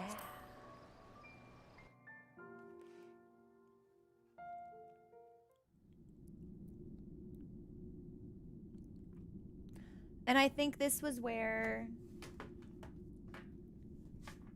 we had like the vision or the memory. Yeah. Excellent. I had intended to speak with you alone. Okay, so it was a trick. Oh, man, I thought I had time. I was gonna start thinking. This, I believe, is the location where we first heard the name Venat. And they were theorizing about, like, doing Heidelin stuff. Yeah. Literally, why did he just give me, like, come here, little mama, let me whisper in your ear voice? Like, he wants to speak to me alone and he's putting that tone on? None of my doing, lest you misunderstand. The link between her body and soul wavers.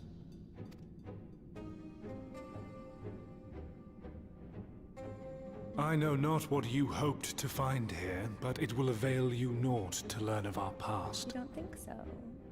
I disagree. In fact, I think I'm about to learn something right now.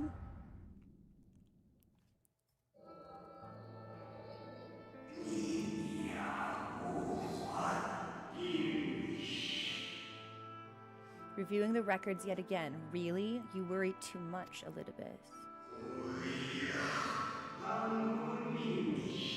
This dedication to your duty verges on obsession. I legitimately don't think we know what his duty even is. Like, we know that La Hebrea as a title is speaker, and that Elidibus as a title is emissary. But I legitimately don't know, like, what duties or responsibilities those roles would entail.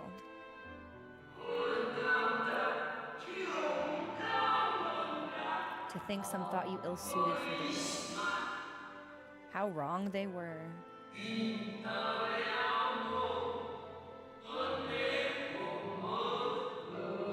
But come.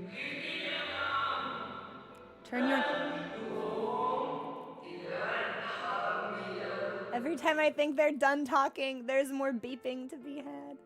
But come, turn your gaze outside the window, my friend. The rains have ceased, and we have been graced with another beautiful day.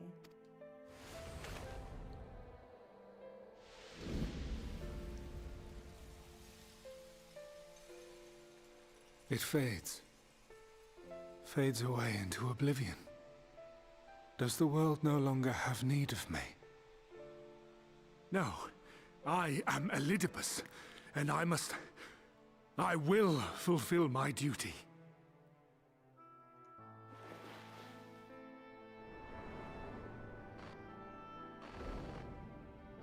Sundered though you may be, you fought for the world's salvation. For hope. Hope. Who was that? Ah, it swells within me. Empowers me. Now I may carry out my mission. And yet, why do I yearn for this? Why do I struggle so?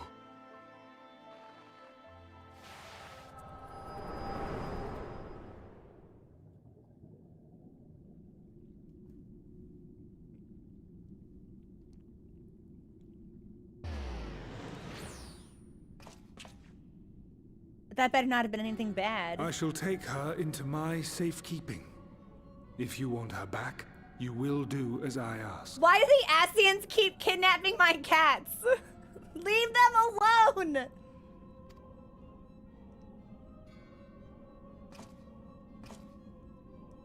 Show me your strength. I would take your measure. Why do you sound like Xenos? Wait, you want me to fight you? You can't. I have prepared a suitable arena. You need but ride the flow of ether. You can't be serious.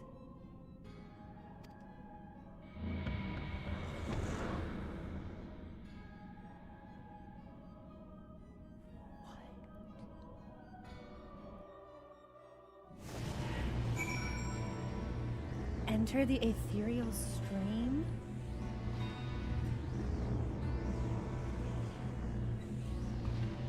Okay. Hey, Astra, welcome in. Duty calls commencement. Is this an instance?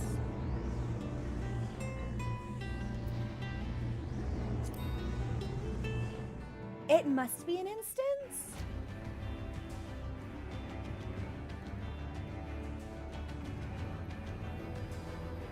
Zithwan, remember all questions are rhetorical.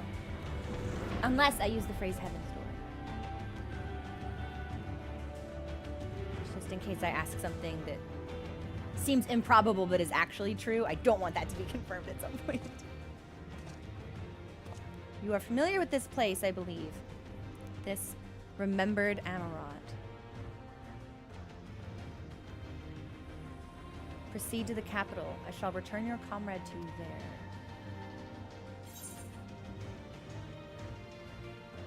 Ooh.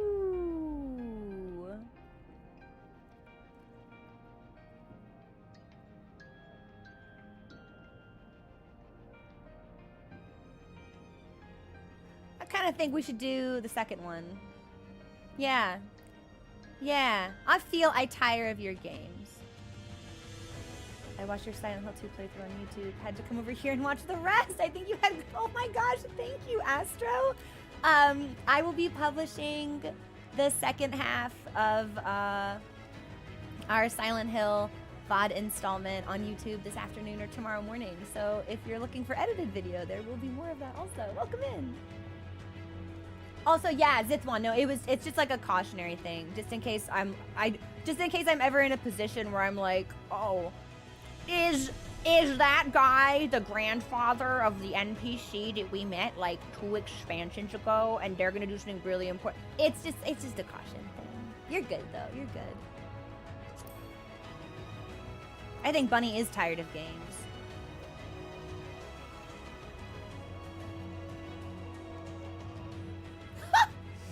You speak as if you were disappointed in me. Why?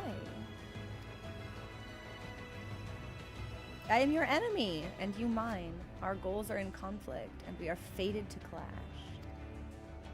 Or had you hoped that feigned sympathy and false understanding would cast your crimes in a less reprehensible light? That I would come to look upon you as a friend? You who have slaughtered my people, who would tear down everything we have built. Bunny absolutely is having like a PTSD crisis over what happened in the Amaranth Dungeon.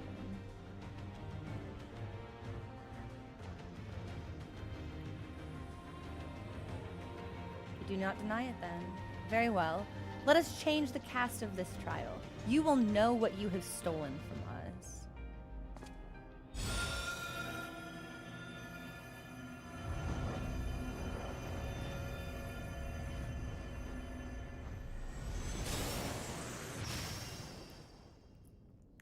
Well, to them, we aren't people. That's the thing. What's Emmett Selk's famous line? I don't consider you to be truly alive, so I'm not guilty of murder if I kill you.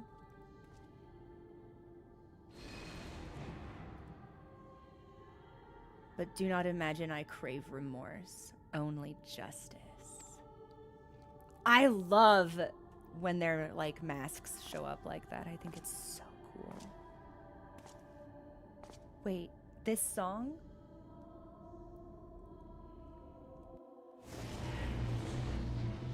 Why are we hearing this song? Duty commenced. Forward, hero, we shall see how strong you have become. Who are these people? This lad in particular looks very familiar to me.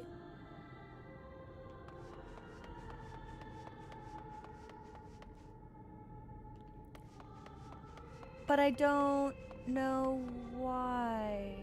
Wait, no, these are the proprietors of like the taverns in all the town. This is the lady who runs Gridania's Inn, which means this must be Momodi from the Quicksand, which means this must be the guy in Limsa. Yes.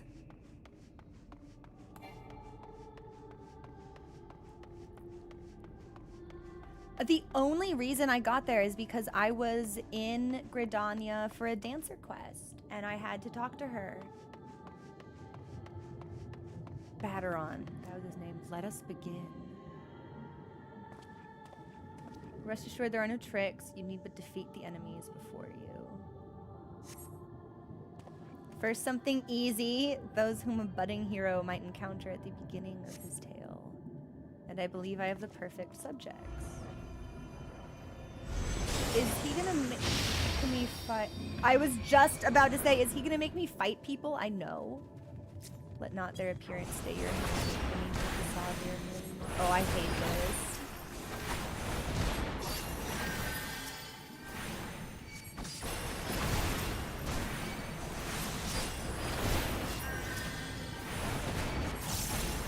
I was gonna say that's why he conjured those other folks to look like people I've already met. This is what I've done to him. I miss fucking this so much.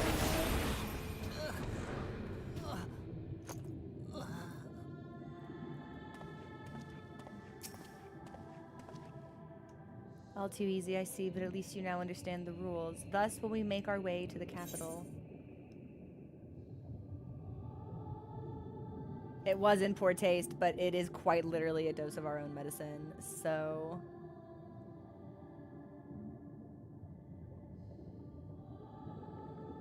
I'm not really fond of either of these responses.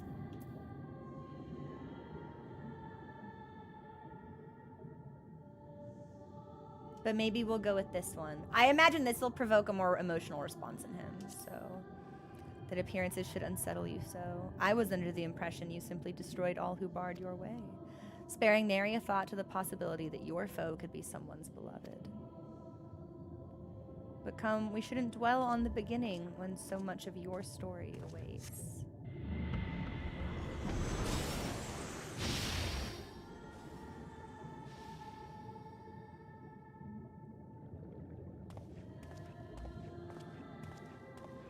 Oh my god, is that Minfilia?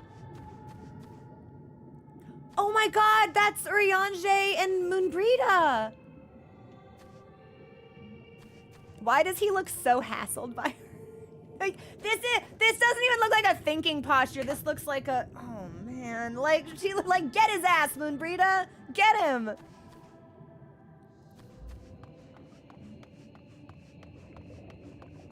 Every tale requires villains. Defeat them and claim your place as hero. Okay, well, Nero, I've killed you many times. Vataten? I don't remember Vataten.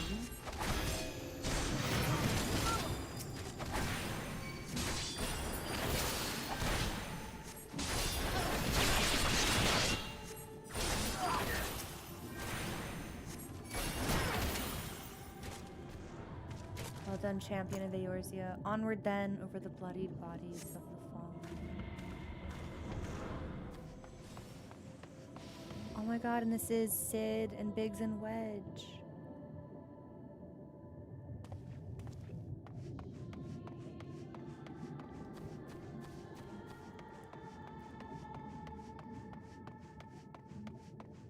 So that's Meryl Wibb. Oh, that's when she was poisoned! The Sultana! Who could forget the Crystal Braves, that idealistic, pathetic dream born from a malformed creature? Faces you know and loathe all, yet your hatred burns and strike them down with all your might.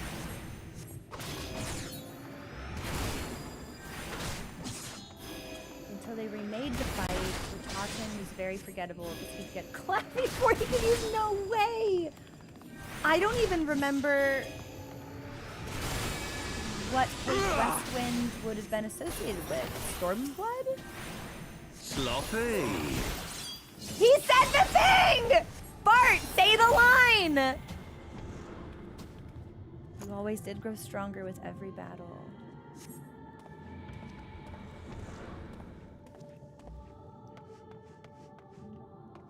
Oh my god, yes, this is when the Sultana was poisoned. So, if these are my memories of A Realm Reborn, are we gonna go through quite a lot of this? Before Praetorium? God, that's crazy. It's a big meme. Everyone would tell Sprouts this is where the game gets hard. And then the fight would be over in under a minute. It was the first 8-man event just before you did Castra Meridianum and Praetorium. That's wild! It seems it will take more than those monsters to leave an impression upon you. Or mayhap you simply fail to understand my meaning. Not that it matters, no. I have dealt with countless heroes, and always it ends the same way. No amount of reasoning will bridge our differences, will result in happiness for all. Whatever your reasons may be, I cannot be bound by them. I can but put faith in my own beliefs and fight for them with all my being. We are so diametrically opposed. There is no place for compromise here. But, man, I'm not gonna lie. Fighting Emmett Selk really profoundly affected my rabbit in a way that, like, they wish they had not done that. Yeah. Very naive. If you are willing to compromise on your beliefs, you all but admit that they are flawed. I assure you I have no intention of compromising on mine. Come what may, I will fulfill my mission as Elidibus. Enough talk. It is not your assertions I wish to know. You wouldn't dare make me... Oh my god, we're going through all of the expansions? No, oh my god. Oh my god. Had you and the Scions met your demise that day in the Sultanate, Slahbrea may have been spared his. Not only did you stubbornly live, you hurled yourself into the thick of the Dragon Song War. Oh my god, that's Alfina Pindis. Oh my god, I miss him so much. I miss him so much. So then here we should probably see Astidian and Iceheart. It's legitimately so hard to walk away from him. I have missed you for so many expansions. That's cool. I'm fine.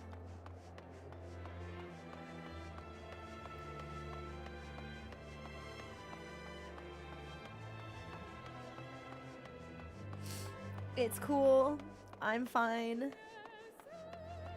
Swept along by the tide of events, you pursued and slew those who sought to stop the unending conflict.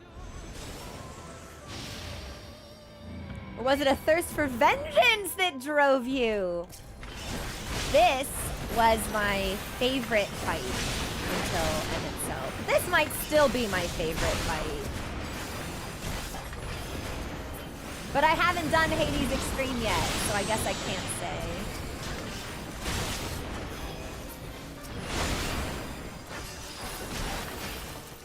Look away from you? Probably?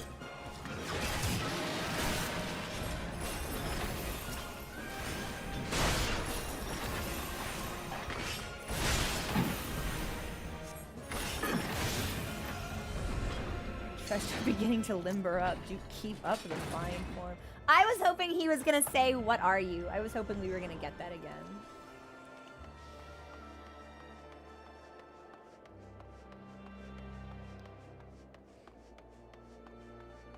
No. No.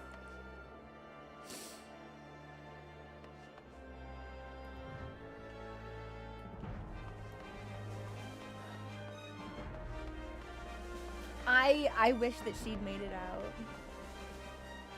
Either she needed to, or I think all around heroes people are wont to flock.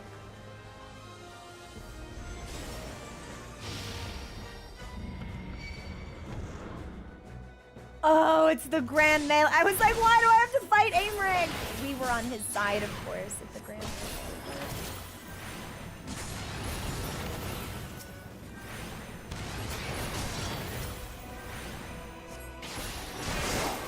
And that's Rauban. Oh my gosh, I didn't even recognize him when addressed by his proper moniker.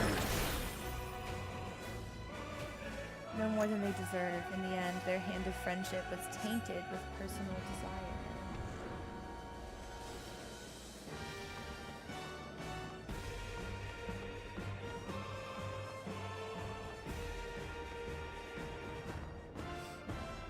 Hey, is this whole thing gonna be like this?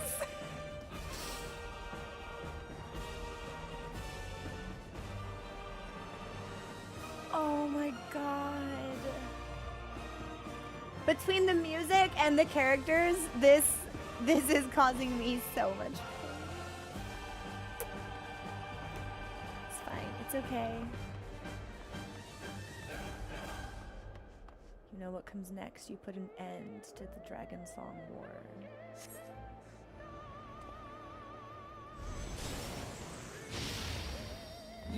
we did! Let's go! There is no saving your comrade this time. All you can do is cut off the serpent's head?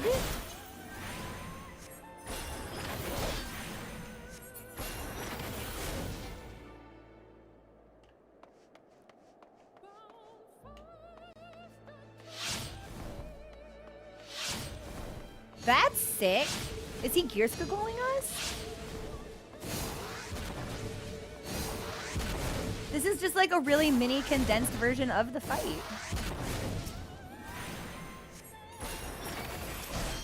And the enemies seem to be getting stronger.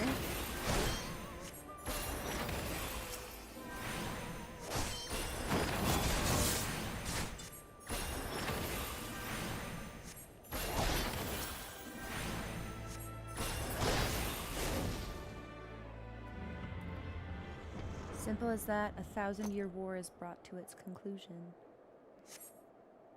Every end marks a new beginning, and for heroes such as you, there is only ever conflict. Is this gonna put us into Stormblood?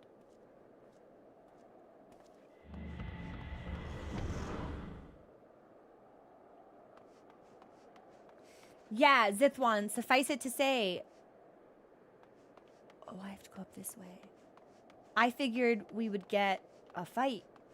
And we are, but not in the usual way.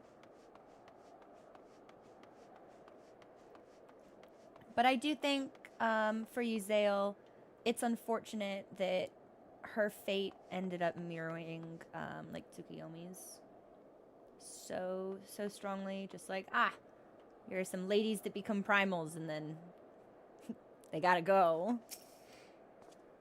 How are you enjoying the walk down memory lane? I dare say there will have been a few individuals for who you harbor deep feelings, whose passing caused you keenest grief.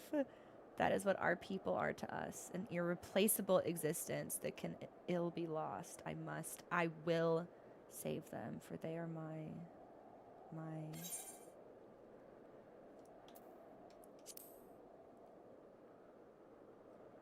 Yeah, we weren't gonna draw our weapon on him.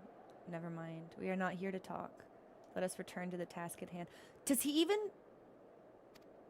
remember? Emperor Solus had kindled an insatiable flame, Garlemald was its name, and it raged across the land, consuming all in its path. Following the trail of ash, you set forth for All Amigo and Doma into a storm of blood. Does he even... He's been alive for so long. He's been doing this for so long. Does he even fully remember what he's doing or why? Again you fought, and again you grew strong. So strong you could not control you. Yours is an unnatural, beastly strength, and we shall lay it bare. Am I going to have to fucking fight a mini Xenos in here? Because that would actually be really sick. I'm not going to lie.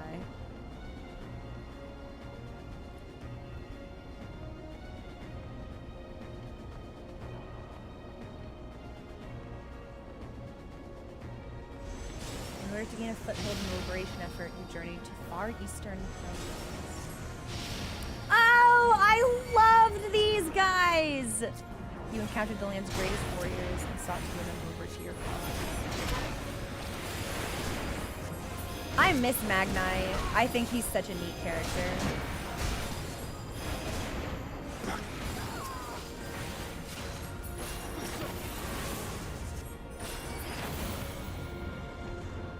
Strong are drawn to the strong, lest that you gather new allies to your banner. Magnai constantly thinking every woman he meets is his soulmate is like so relatable. Mood, Magnai. Where ardent souls gather, so too do fires burn. In this way did you consign those around you to the flames. Burn them all, hero. Reduce them to nothingness. The ephemeral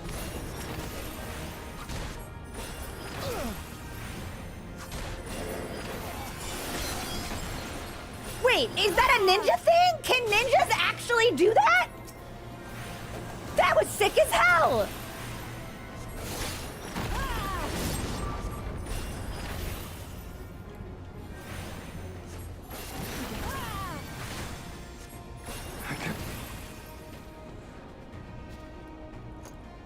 We did not hesitate, or perhaps could not. Let us turn our attention to the finale.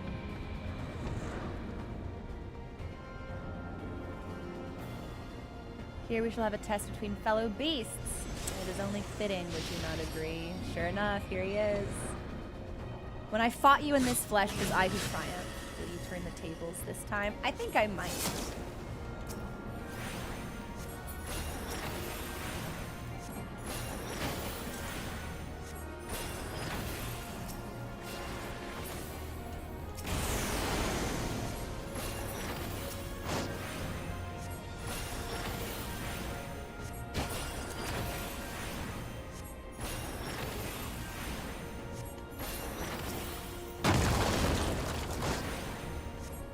It's actually so cool seeing his moves again.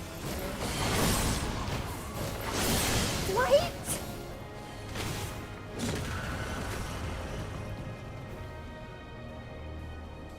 Is that all? All right. Thanks, Enos.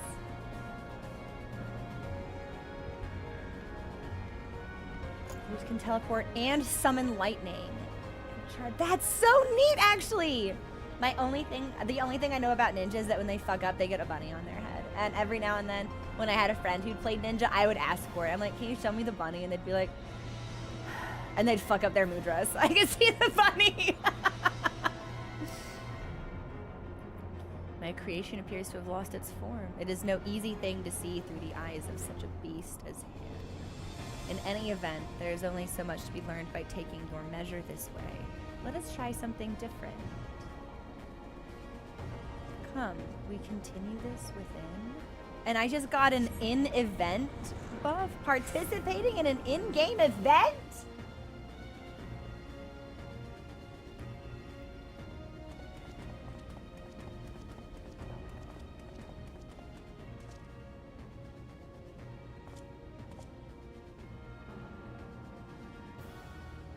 An impressive show of strength. But surely no more than a foretaste of that which Emetzel's conqueror is capable. Such might requires a fairer measure, to compare like with like. I'm really nervous as to who he thinks we should fight now. It's not like gonna be him, is it? Oh my god! I shall just have to test you myself!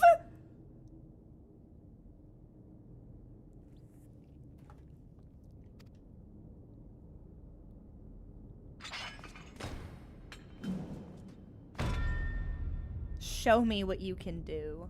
Oh my god. Fallen Warrior Ardbert?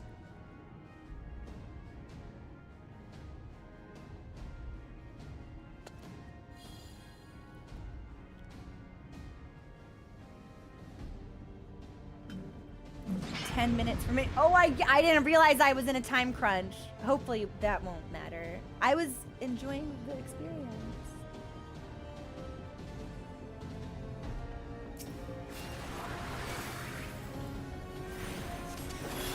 May not be the real Ardbert, but you do well not to underestimate.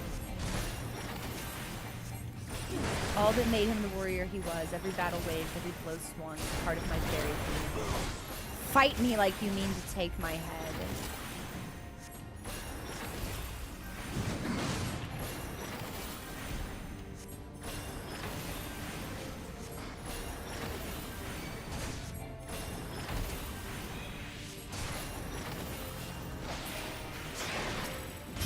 I sense your murderous intent. You'd kill me given the chance. Mayhap you think to recover this body. If so, prove that it's no use to me. Prove I can't best you with it. Come at me with everything you've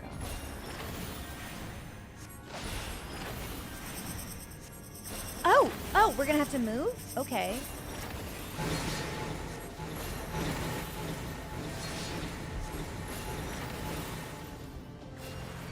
That was sick, actually. I really like the rotating mechanics. I think they're super fun.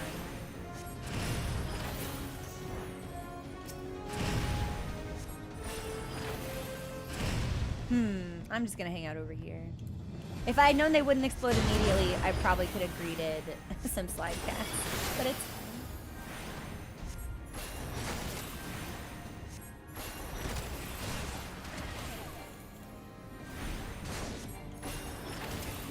Because it's such a unique experience, revisiting so many of these. Oh, I don't think that should have hit.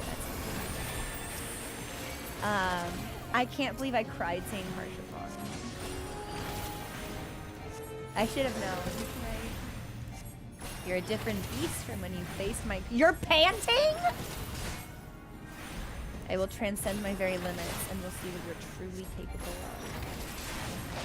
We're gonna have to take a break when this is done. Lands of Old.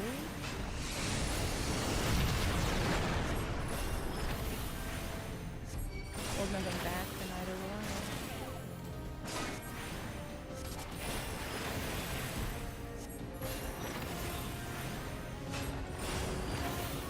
Luckily, I don't think we're in danger of losing here. What is this? Oh! Oh! Huh. That was kind of sick. I've never seen an attack like that before.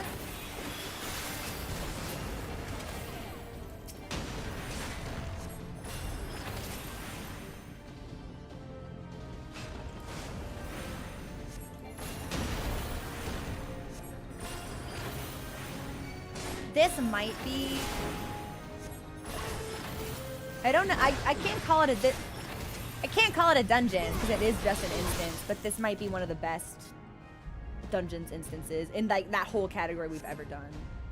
I have my answer. Duty complete.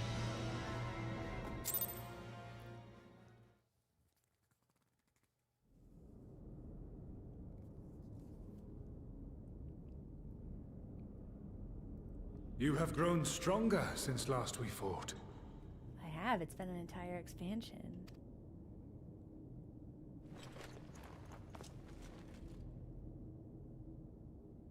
The result of your trials in the first, no doubt.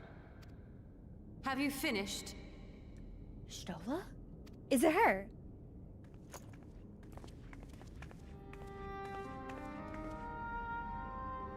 My apologies. I freed myself as soon as I awoke. But rather too late, I see. Oh no, if we're fine. Everything's fine.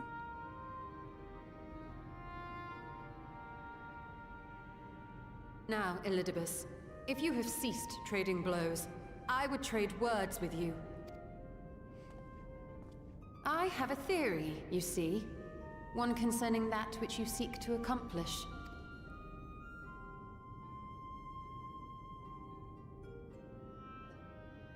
It stems from who, or rather what, you truly are. A primal. No way. You can't be an Ascian and a primal? That doesn't make any... Wait, but he is, like, the ancients created Zodiark's heart. Zodiark to deliver the star from destruction. If the magic that brought him forth is the precursor of what we know as summoning, then Zodiark would have been instilled with a presiding desire.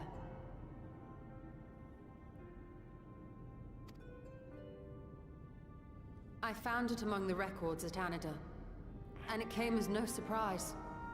Were I faced with the world's destruction, I too would wish for the same.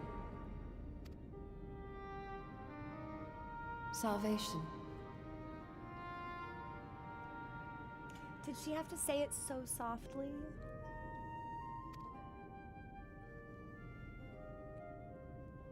I know that you sacrificed yourself to become Zodiark's heart.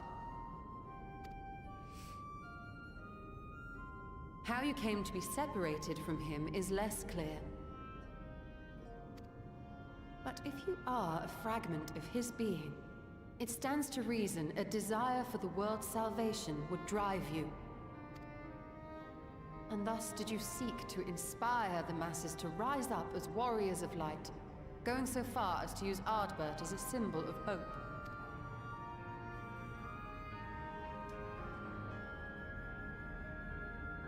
Correct on all counts. Such is my nature, and such are my methods. I have aided heroes. I have made them. I have even become them. This served not only to strengthen me, but also to facilitate the work of my brothers, such as Emmett Selk with his penchant for nation building. Then you will be all too familiar with the fickleness of mankind. We change, we forget, and what little we do remember becomes twisted and fragmented over time. For which reason, you deem us unfit to carry on your legacy. But are you, yourself, free of these foibles? As the last witness of the final days, do you remember everything that was lost? Or even the things you cared about? I mean, I'm sure he remembers some, but I do wonder if the nature of his memory degrades just over the sheer length of his lifespan. Get to the point. A primal is shaped by the hope that fuels it. Even should this hope be something as simple as the world's salvation, it is the collective desire of innumerable disparate souls crying out for deliverance. She fucking gagged him! Having drawn your strength from such a cacophony of voices, can you truly be sure you still speak with your own?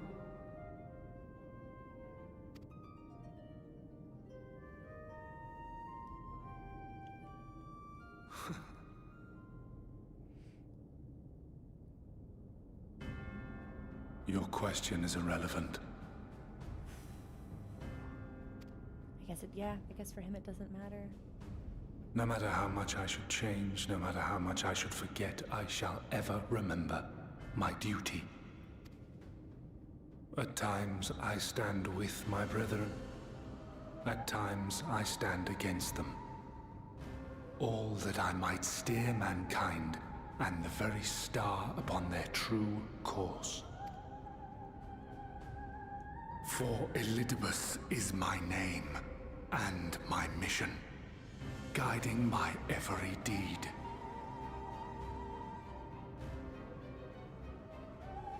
There's something really tragic about him.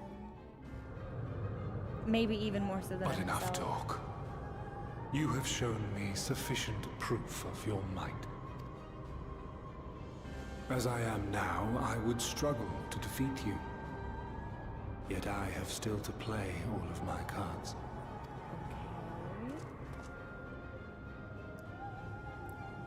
If I could offer you some semblance of sport, your lessers would pose no threat to me. Would you not agree, warrior of darkness?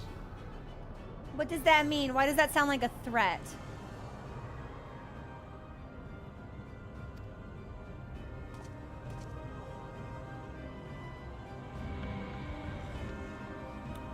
That seemed very sinister and maliciously intended. Okay. Before we turn the quest in, we're taking a break right here. I will return. I'll turn the quest in when we get back. So please enjoy the music, and we'll be back when the song is over. I gotta like do some laps up and down the hallway. Vent some of that nervous energy. She's constantly doing that. It's fine. Okay, no, I'll be back.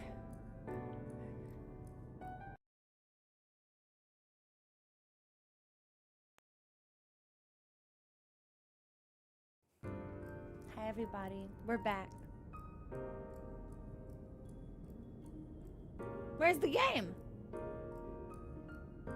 Huh? Hello? Well, that was weird. Anyway, we're back. Thank you for your patience. I ate a piece of bread.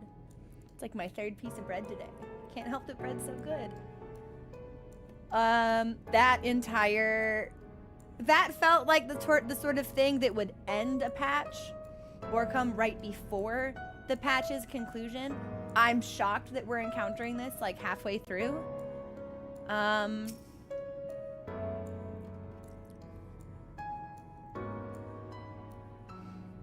It has been an eventful morning, if indeed it is morning. I have no idea how long I was unconscious. I am gratified to see my efforts at Anadir have borne fruit. We have confirmed the nature of our foe and his plot. Now then, what news from the surface? We haven't hit the peak and I better strap in. Oh, what do you mean? Let us make for you a more at once. We have much to share with our comrades. Elidibus's parting threat, not least of all. It would seem my belongings did not accompany me here. I will need to retrieve them from Anadir. With luck, the ethereal stream you traverse still lingers. It won't be long.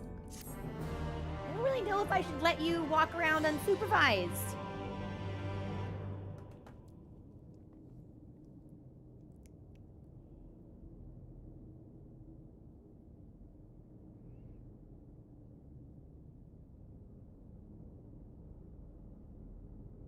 What is that? What is that? Is that like a job crystal? What is that? Peculiar crystal? So, I did change my hair from the one that we were wearing last stream. I think it's very appropriate to me that my hair be long at the moment. I think Bunny probably didn't really pursue a lot of haircuts during Stormblood or Shadowbringers. And probably what we'll need to do is like narratively cut it short when Shadowbringers is actually done. So even though I wish I were using the short hair model now from a narrative perspective, I like the story that it tells if I don't. But Bunny's true appearance to me, yeah, it's the short hair with the bangs over one eye. Etched in the stars. What is this?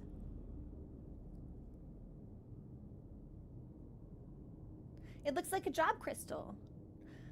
A peculiar crystal lies on the floor. Upon its surface, an array of lights twinkle like a tiny constellation of stars.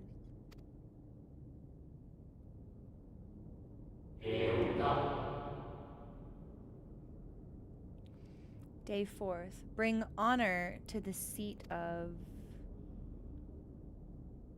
The distorted voice of an ancient rings out in your mind, a moment preserved in the crystal, it would seem. Huh. Well, that's weird. You notice something else glinting up ahead? Who? I'm sorry. I feel like I'm getting Hansel and Gretel'd. I won! Amber, thank you so much for subscribing. How are you? I feel like I'm getting Hansel and Gretel. I feel like there's an Ascian being like, shiny trinket, shiny object. Like, I feel like I'm gonna follow this trail and be Looney Tunes. There's no way this ends well for me. Stranger, that's exactly the vibe, yeah.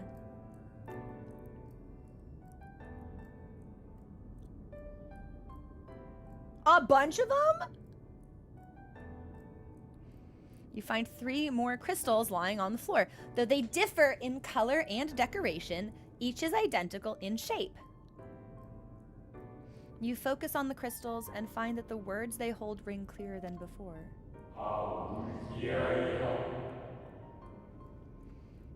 Behold, my friends. Embraced by the earth and caressed by the wind, vibrant life flourishes. All is right in creation. There can be no greater joy than to use our wisdom for the good of our people. No greater pride. May all know happiness, now and forevermore. Penny, no, literally, it's like... I feel like we're about to approach a wall and there's gonna be like a tunnel painted on it and a sign that says like, go inside, and we're gonna walk into a brick wall and become unconscious and then get dragged away in a sack, like really comically.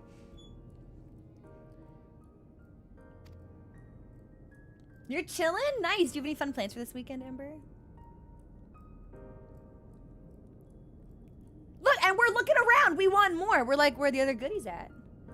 There do not appear to be any more crystals in the hall. Perhaps it would be wise to continue the search. We are absolutely getting Hansel and Gretel right here.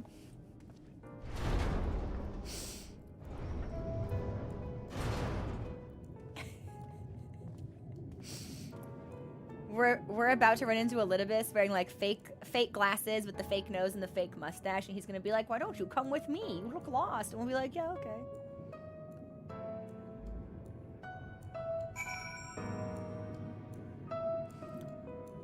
The sound design in Amarant is so evil. The ticking clock in the background is such a foul inclusion.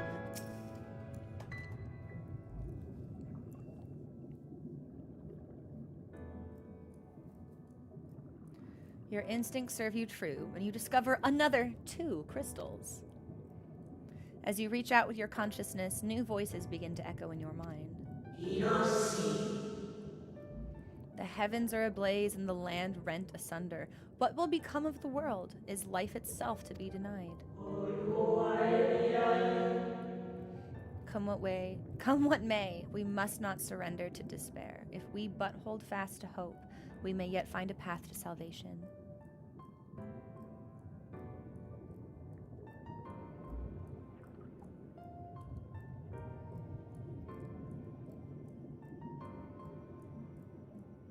The voices tell an incomplete tale. Might more remain to be found? Bunny's like, yeah, where's the rest of the loot at? Show me the rest. I like that we're finally getting to spend a lot more time in Amarant, though. Even if being here breaks my heart. You soon discover 2 more crystals. Rather too soon, in fact, as if someone wanted you to find them. Oh, are we just now considering that possibility? Yeah. Are we just now considering it's like we're being punked and Elidibus is like hanging out with a video camera being like, look how the warrior of darkness throws himself after in pursuit of shiny trinkets and trash.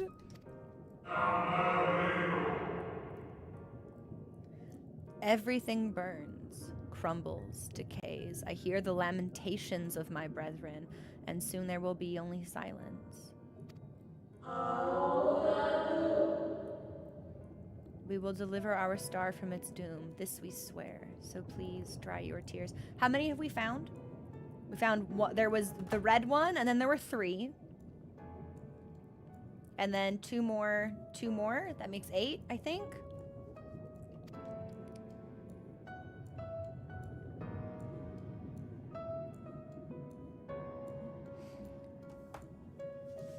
Whatever awaits at the end of your search, it is plain you have yet to find it. If we find 13 or 14 of these, I think that's a significant number. So we'll have to see.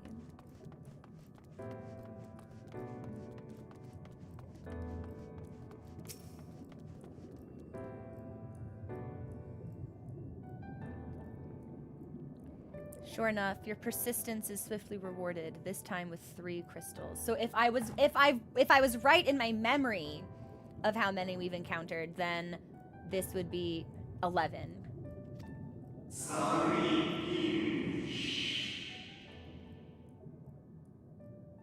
Okay, I think my theory might have been right. Hang on. The time has come, we shall rewrite the laws of creation, and we shall save our star. From this life, our Savior born, may I be worthy of the honor.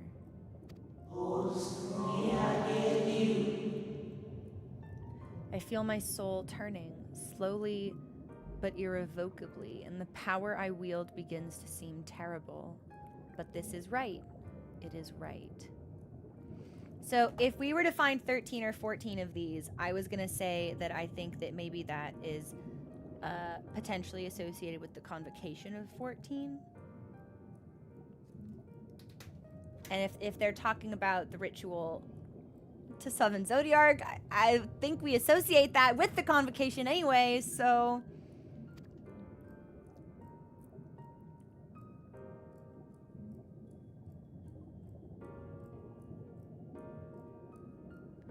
The tale the crystals weave seems to near its end, but it isn't over yet.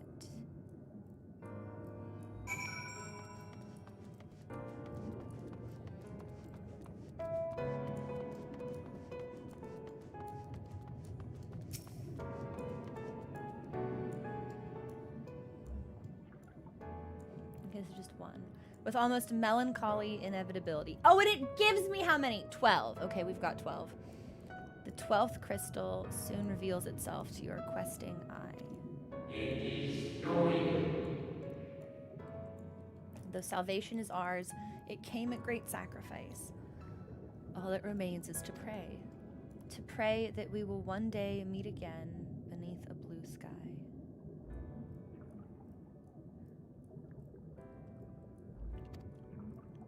Kind of hurts, don't it? Judging by its testimony, it would seem the voice was recorded in the wake of the final days.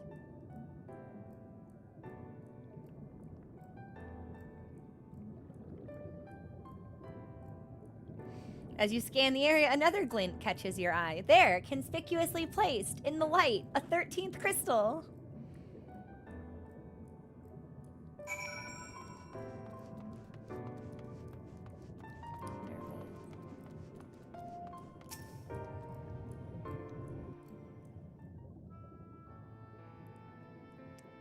So this is crystal number 13.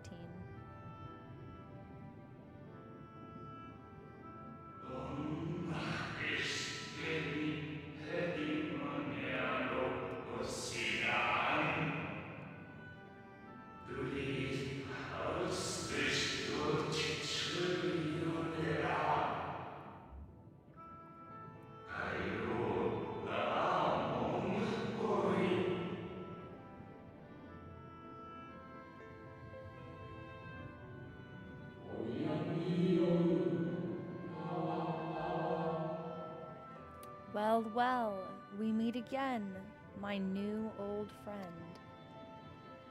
And here's the box trap. Wouldn't that be Hythlodius?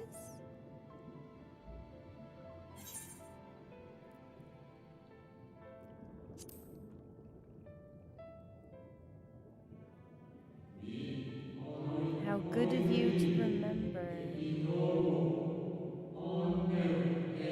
We still don't know who they are.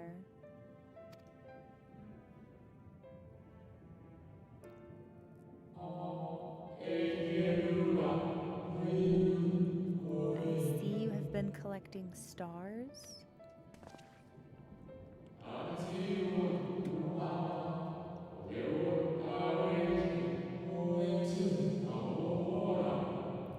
I speak of those crystals. They have constellations etched upon them, yes?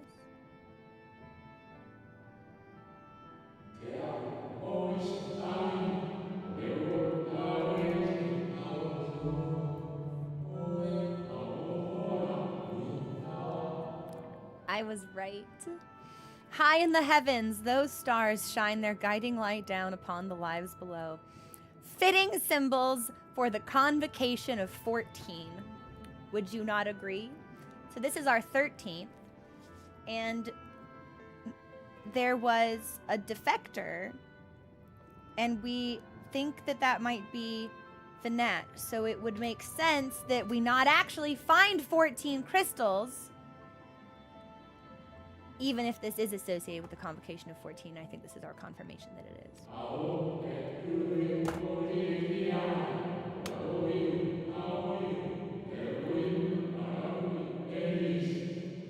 As you will have gathered, each crystal bears an account of the life of a member of the convocation as remembered by the Unsundered. So it's an account of the life of a member as remembered by the Unsundered, but there are only 3 Unsundered, which means Emmett, La Habrea, and Elidibus would have had their hand in this.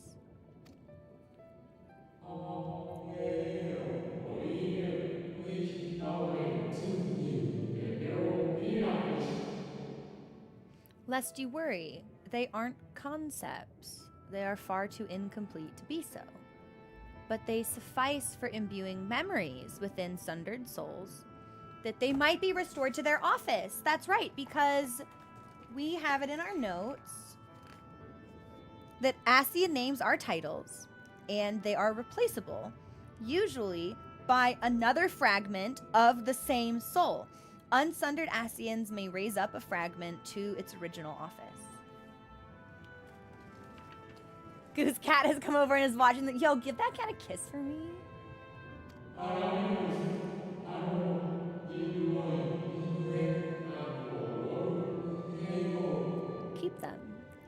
sure Emmett Selk wouldn't mind.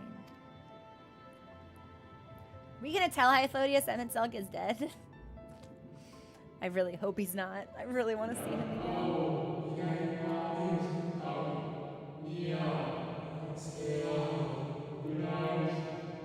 How fare you of late? You are feuding with Elidibus this time, I believe. How do you... Who are you?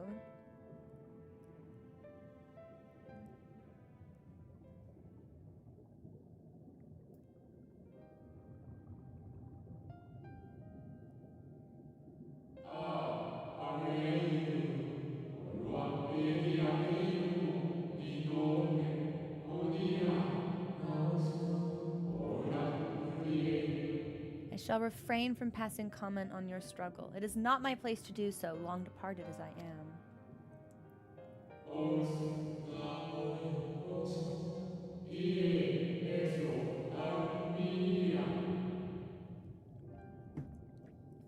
But if I may give voice to a personal desire, I would rather you lived.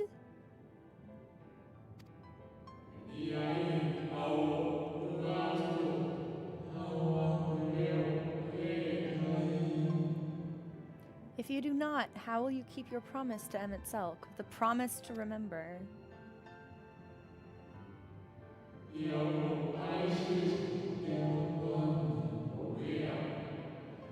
It must weigh heavy, the burden of all those memories.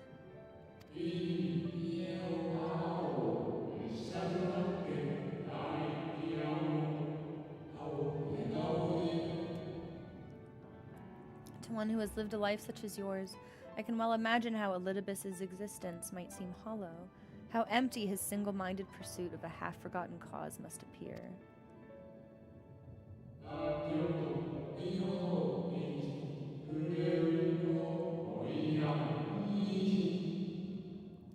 But know that his devotion is not without reason, even if he himself can no longer remember what that reason is.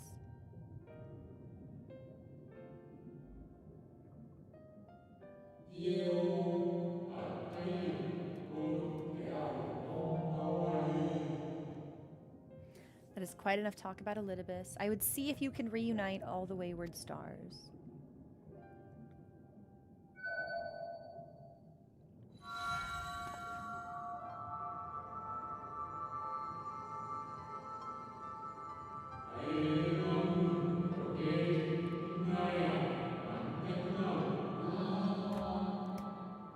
I mentioned before that there was a member of the Convocation who opposed Zodiark's summoning and defected, one whose office was left vacant.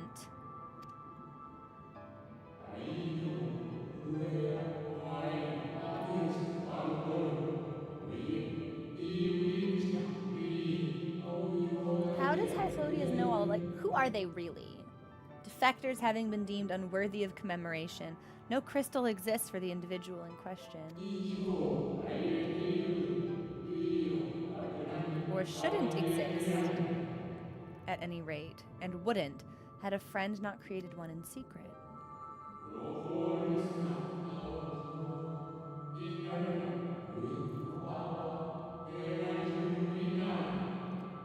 A crystal bearing the forgotten name of his office, along with a magic of his own conceiving, a singular incantation embodying his spirit.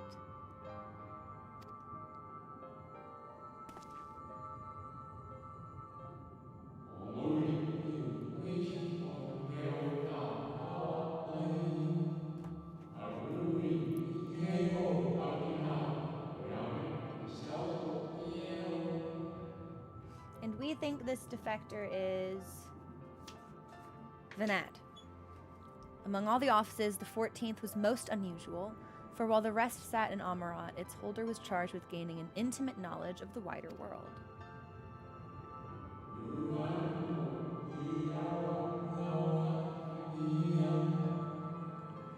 In the course of his duty, he traveled the length and breadth of every land and befriended countless folk.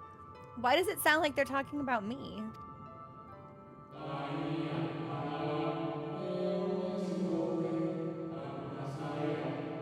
He encountered troubles too, of course, matters which he could simply have referred to the convocation, but that was not his way.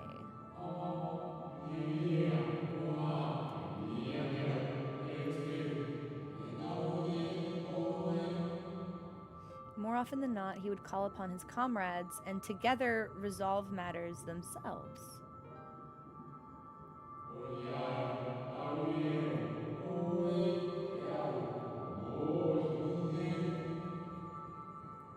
Such is the magic sealed within that crystal, the magic to summon the stars to your side.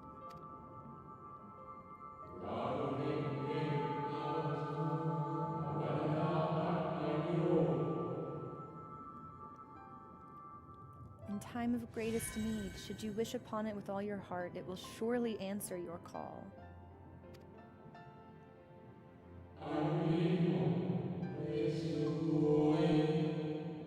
And now it is where it belongs.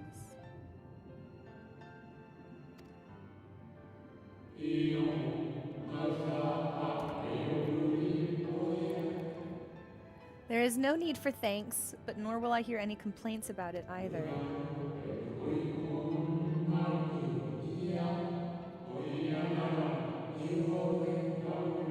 After all,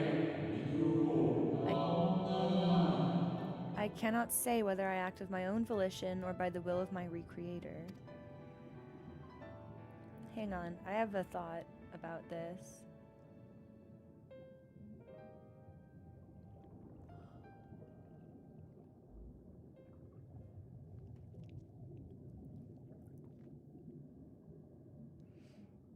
I was wondering where you disappeared to. Yestola! Give a bunny a minute, will you? Is something troubling you?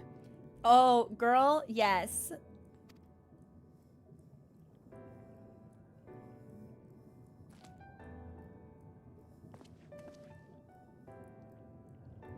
Ha! We lie. Yeah. Okay. No? Very well. I think she can tell that we lie. I have everything. Let's hurry back to the surface.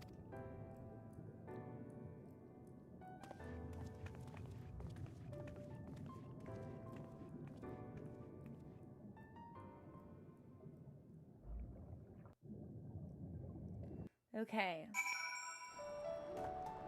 I'm about to start spitting. Yeah. So when we met Hythlodius for the first time, Hythlodius said that, like, Hythlodius could see Ardbert and said that we were both... I'm trying to see if I wrote down the actual, like, the real phrase. I believe Hythlodius said that Ardbert and I were shards of the same soul. And now he just gave us a crystal of the defector from the convocation, which we think might be Venat, and said that it's where it belongs. And that is weird to me, because if with me is where it belongs, kinda almost maybe seems like that could have been us. Maybe. I don't know. But I don't really know what Hythlodius' deal is either, because I'm pretty sure Hythlodius would be like an actual name, not a title, but they seem so intimately familiar with the Convocation's dealings, I find it hard to believe that they weren't actually a member of the Convocation itself. But then that would mean we'd also have a crystal, and then if we were to use that name, which we have around Elidibus, you'd think Elidius would be like, oh yeah, that fucking guy. But he didn't really seem to be fazed by that name at all, so...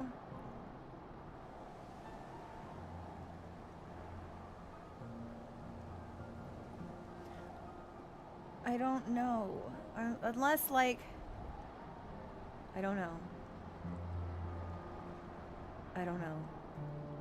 I don't know. I guess like Vanat could be a title. I don't know. I don't know. I don't know. I don't know. I'm thinking. I'm thinking. I don't know. Fresh air at long last. I would celebrate my return to dry land with a pot of tea. Had we the luxury of time. We must be prepared for Elidibus. Given what we know, it is plain he will not be deterred from his course. Nor would I, were I him. Not if it meant forsaking everything I love. And that's what kills me the most about this expansion. This is not the first time. One of our friends, a fellow Scion, has been like, yeah, I would have done the same fucking thing, actually, if I'd been in their shoes. Yeah, actually, if I were Emmett Selk, I would do the same thing. This is not the first time this has happened. That's what makes this so fucking sad. Everything about it is so sad. Heads up. The next 2 quests may take about 2 hours, but I highly recommend doing them back to back. Okay. Then let me turn this in, and then we might need to chat. Yeah, we might need to talk about that, because if I lock in for 2, I don't know if I can do 2 more hours. That'll put me closer to like 6 p.m. my time. But let me turn this in, and then we'll talk. We'll figure it out. That said, I have not forgotten how Emmett Selk sought to find common ground with us for all our misgivings. Ultimately, our differences were not to be bridged, but one must always try. Emmett Selk understood this, and if his gesture resonated with you, perhaps you might consider reaching out to his brethren. I don't think Elidibus can be swayed from this course, nor do I think he wants to find common ground with us. We are his enemy. Though it may all be for naught, you of all people know that there is no such thing as a foregone conclusion. Pudding. This makes me want pudding and sausage! This makes me hungry!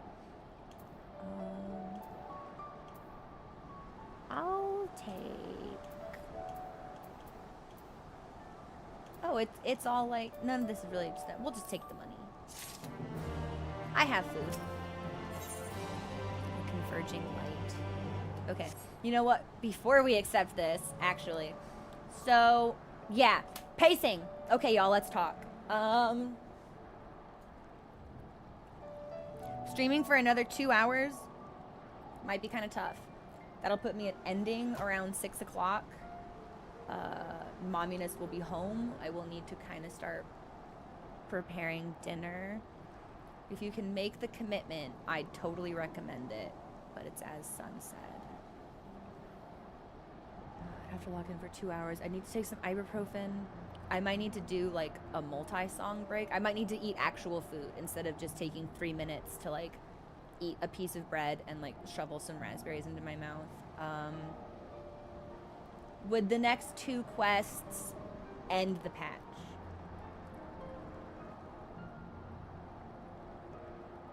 Because it feels it would not.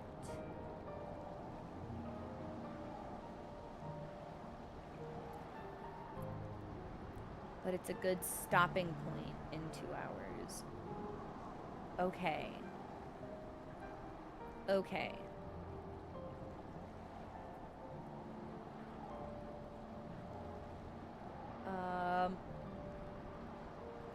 If we were to stop here, would it be like a terrible momentum interrupter? Like, if we come back next Friday, will people overwhelmingly be like, man, I wished we did this last week? Or will it still be cool and fun? Patch got delayed for oh my god, I didn't realize it had come out so recently. I was curious about... Oh, what did you ask? Kat, what was the question?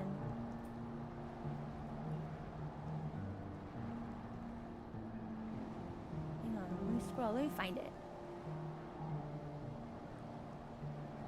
What do you think summon the stars to your side actually means? I don't know. So, hang on, let me... Okay, so I guess is it more of an egg? I wondered if maybe it looked like my soul crystal, but not so much. Well, some of them. So those crystals were all the same shape but different colors, whereas these are different colors and different shapes. Like, there was a part of me that wondered if it was very literal, like asteroids, comets, meteor showers, that kind of thing, because we saw the meteor shower that Ardbert invoked to, like,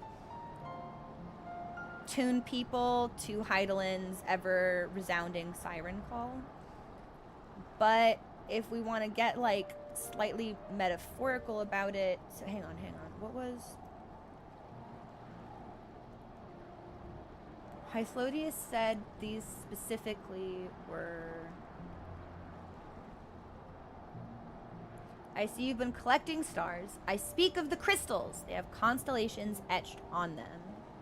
And these are symbols for the convocation of 14. They are too incomplete to be concepts, but they suffice for imbuing memories within sundered souls that they might be restored to their office. But hypothetically, that implies that if we have these now and we meet a sundered shard of an Ascian who held a position in the convocation, we could give them this? And we could give them their memories back? That's really fucked up, first of all. That makes me afraid and feel like I'm in danger. But...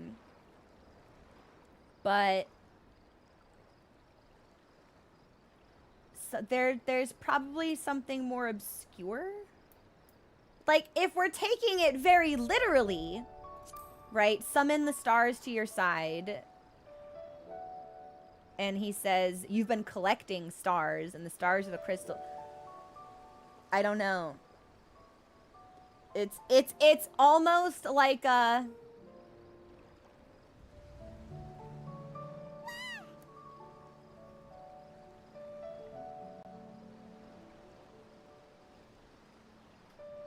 Sorry, I thought I heard, like, Mochi make a sound or something. He's just sleeping. Almost like... What the fuck?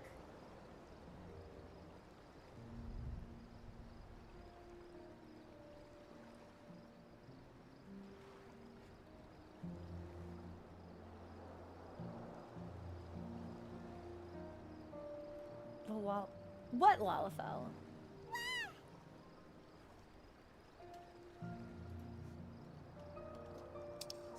Oh my god! Stop stream sniping me! So small! Hidden behind my characters. I was on something, man. What was I talking about?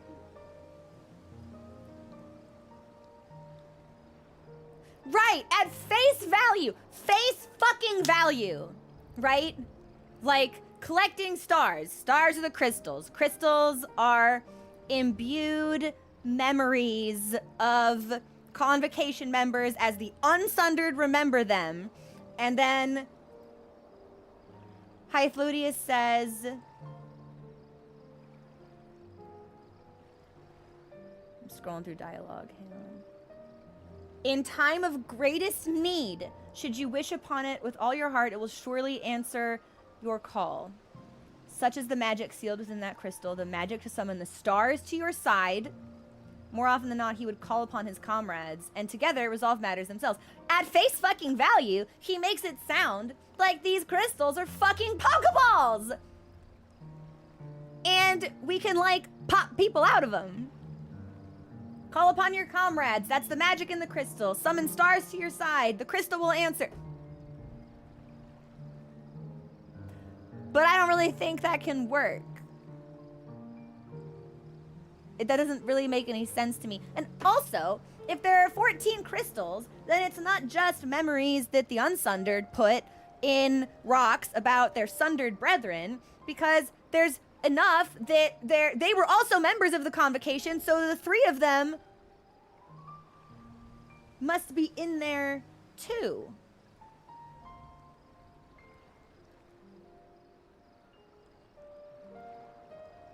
Wait. Wait.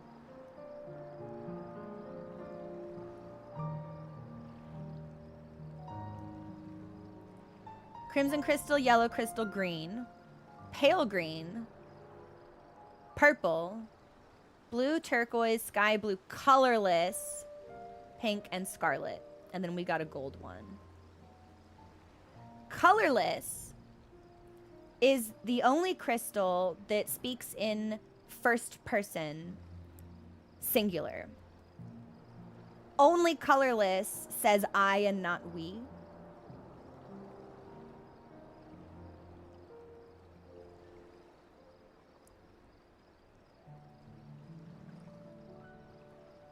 Do we think colorless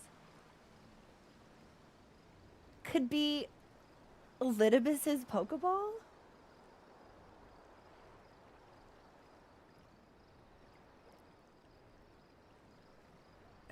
That makes me want friends so bad, are you?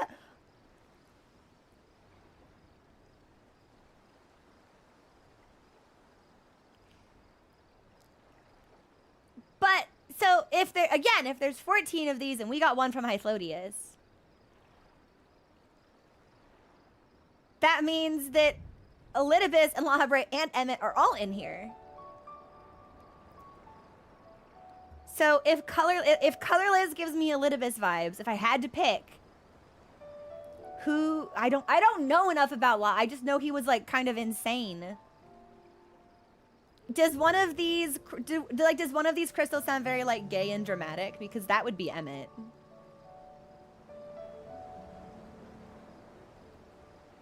I'm literally reading through to see if I can like dart this board. I don't even know if I'm right. I just think this is funny.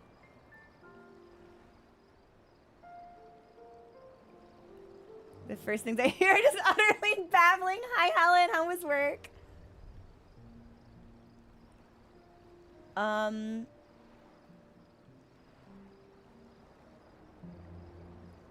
Blue. Blue makes me think of Emmett Selk. The blue crystal's line was, everything burns, crumbles, decays. I hear the lamentations of my brethren, and soon there will be only silence. That makes me think of Emmett Selk.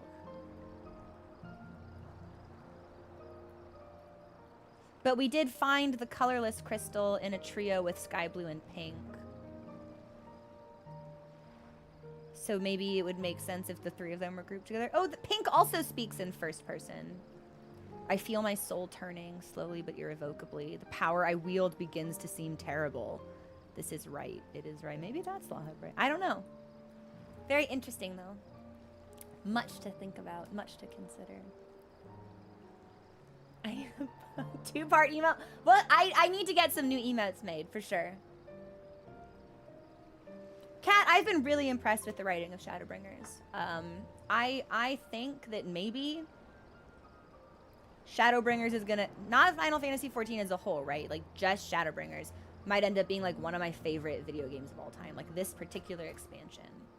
Very well done. Everything about it. Very well done. Going to bed early tonight? Yes! We love healthy sleeping habits. I wish I knew what those were like. Son. Thank you so much for gifting that sub to Kat. Kat, enjoy your sub! You get emotes now, movie and game nights on Discord.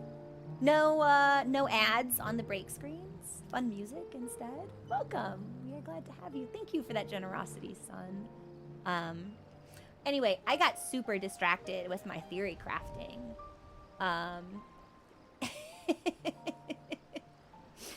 I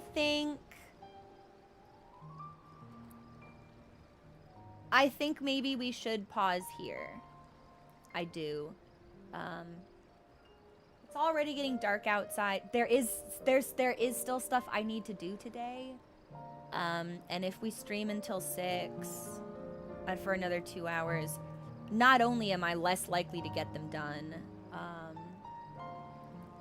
but there's also a chance that I'll get like hangry, and I don't want to play this game in a compromised state.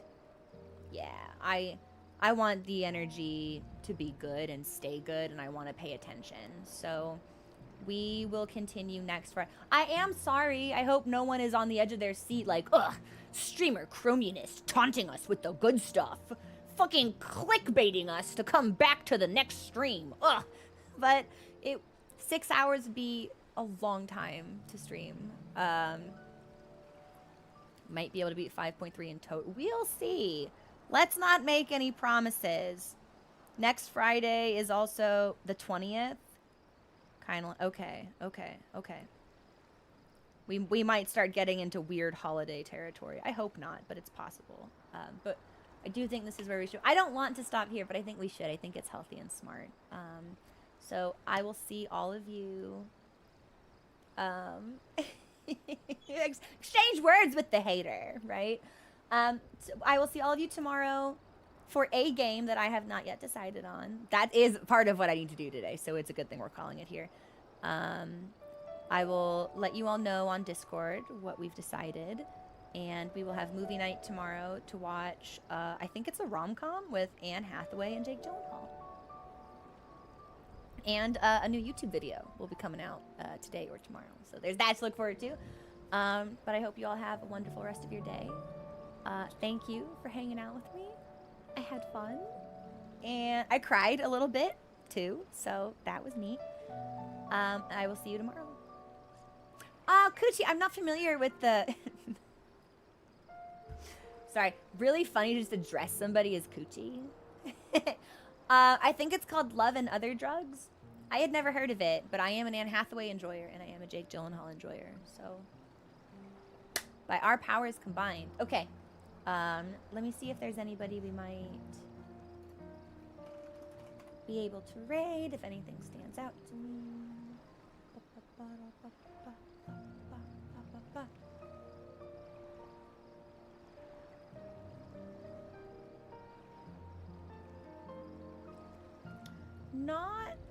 Nothing really stands out, so we'll just pause it here, and that also means I can just make dinner like really fast if we don't have to like hang out or lurk anywhere else. Okay, I love you all.